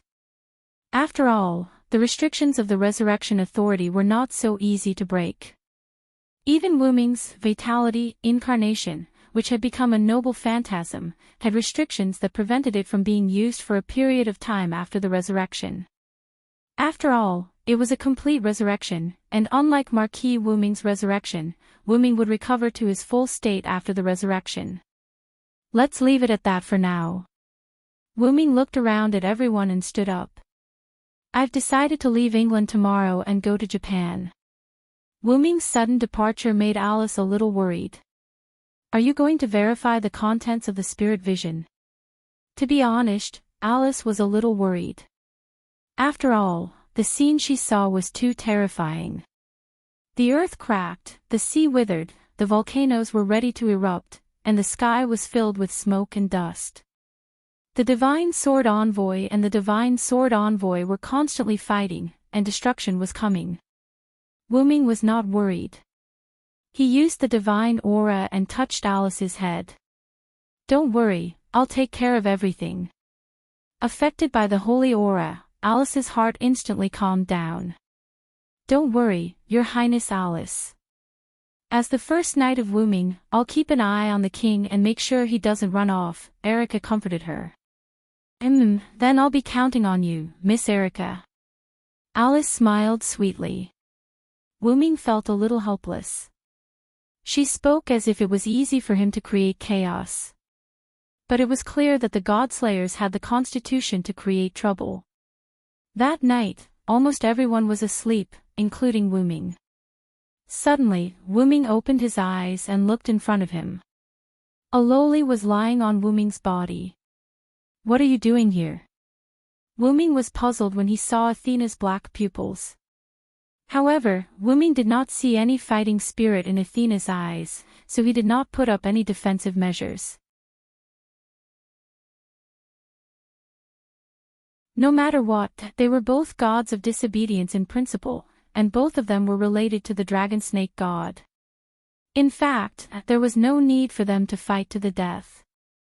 To be able to wake up the moment I arrived, it seems that you haven't fallen during this period of time, my compatriot. Athena's magnetic voice reached Wu Ming's ears. Her snake-like eyes revealed a satisfied look of approval. Wu Ming sat up unhurriedly and hugged Athena, who was still sitting on his body. Wu Ming was not surprised that Athena could enter the mansion with multiple barriers. After all, Athena was known as the goddess of wisdom. How could a mere modern magic barrier stop Athena? Why did you suddenly come to me? Are you still chasing after the Gorgon stone? Wu Ming said rather casually and yawned halfway. For some reason, Wu Ming felt a sense of familiarity with Athena, so he did not fight with her like last time.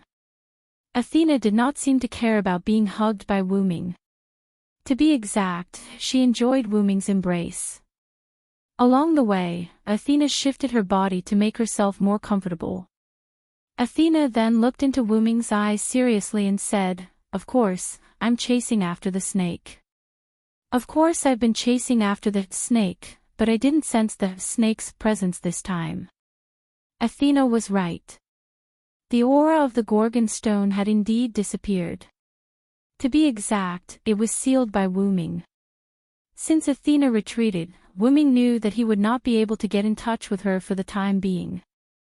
A powerful god relic like the Gorgon stone would not only attract Athena, but Marquis Warban as well. Therefore, Wuming used the advanced sealing spell in the Nameless spellbook and multiple Lune runes to completely seal the aura of the Gorgon stone. After hearing Athena's words, Wuming extended his hand into the golden ripples that appeared in the air and took out a carved stone that did not contain any mana. What do you think? It took me a lot of effort to seal the Gorgon stone. In addition to that, I placed it in my authority space. You didn't even notice it when you were so close to it. Wuming smiled proudly. Athena looked at Wuming with admiration. I didn't expect you to have mastered so many powerful sealing spells. You're really something, Vilo Theranched. Athena could feel the faint connection from the Gorgon stone. She could not help but touch the Gorgon stone. Moreover, aren't you afraid that I'll take it away from you? Athena placed her hand on the Gorgon stone with a fierce look in her eyes. Wuming smiled, then he patted Athena's head and said, I can see that you don't have any intention of snatching it. And even if you do, I'm confident that I'll be able to take it back after you've done so. Athena smiled and patted Athena's head. Athena could not help but smile when she saw Wuming's confident expression. She touched Wuming's face and said, as expected of the warrior I've chosen. My compatriot and fellow member of the Draconic Serpent.